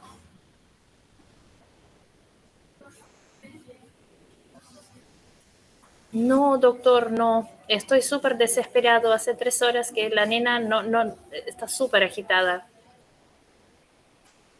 Por favor, doctor, estoy desesperado. Mi nena va a morir. ¿Cuántos años tiene la nena?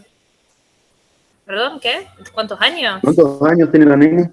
Tiene 8 meses, doctor.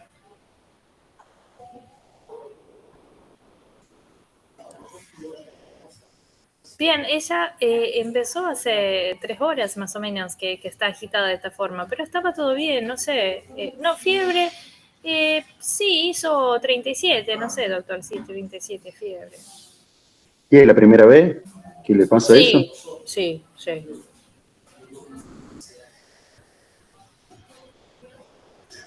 Sí, tiene 3 hermanos y sí, el más grande estaba con la nariz llena de moco.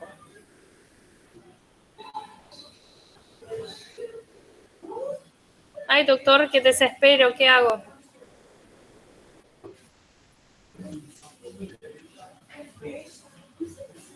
Mira, el examen físico está ahí, en la pantalla.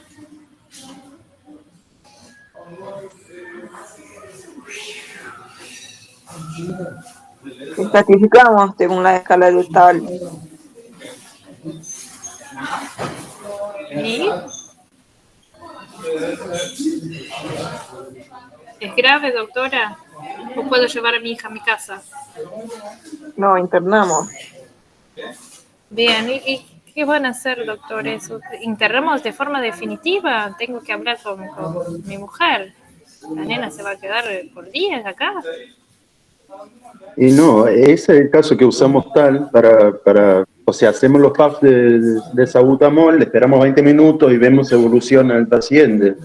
Si evoluciona, bueno, le mandamos a casa. ¿Qué tiene mi hija? ¿Por qué están internando? Y tiene cara de ser una bronquiolitis. Bien, ojo que con la bronquiolitis el enfoque es el oxígeno, no el salbutamol. Claro, por la saturación hay que poner. Bien. Bueno, bien. Entonces, conducta general, ¿qué diría al padre? Que la vamos a dejar un rato en observación a la nena internada, le vamos a pasar medicación, le vamos a pasar oxígeno para ver si mejora y en base a eso vamos a tomar otras conductas. Bien, muy bien. Sí, está correcto. ¿Qué preguntas faltaron? O sea, la anamnesis fue muy directa, ¿tú hizo fiebre? ¿Cuánto tiempo hace que está así? Pero, ¿qué falta de preguntas? Y si había alguien así en casa, pero ¿qué falta de preguntas? Si realizó alguna medicación antes, no escuché yo la primera parte. Pero si, por ejemplo, si la nena tiene antecedentes asmáticas, si ya usó algún PAF de salbutamol. Muy bien. Perfecto. Sí, vamos a preguntar si tenía tos, ¿sí? Si estaba comiendo bien, porque a veces tiene rechazo alimentar, si estaba irritada, si durmió, si no. Porque tenemos que ver que a veces empieza con un cuadro así, empieza a tener un rechazo alimentario y vamos a intervenir por otras situaciones. ¿Todo bien, chicos? ¿Alguna duda? ¿No? No, con relación a eso. Perfecto, porque ya está terminando nuestro tiempo de llamada. Entonces quiero agradecer, un gusto haber conocido a todos ustedes, haber compartido este momento de conocimiento, espero haber ayudado. Vamos a encontrarnos en otras clases más, ¿está bien? Y cualquier duda que ustedes tengan, avisen o pueden mandar en el grupo que estamos Giovanna y yo para ayudar a ustedes, ¿sí? Muchas gracias. Bueno, gracias.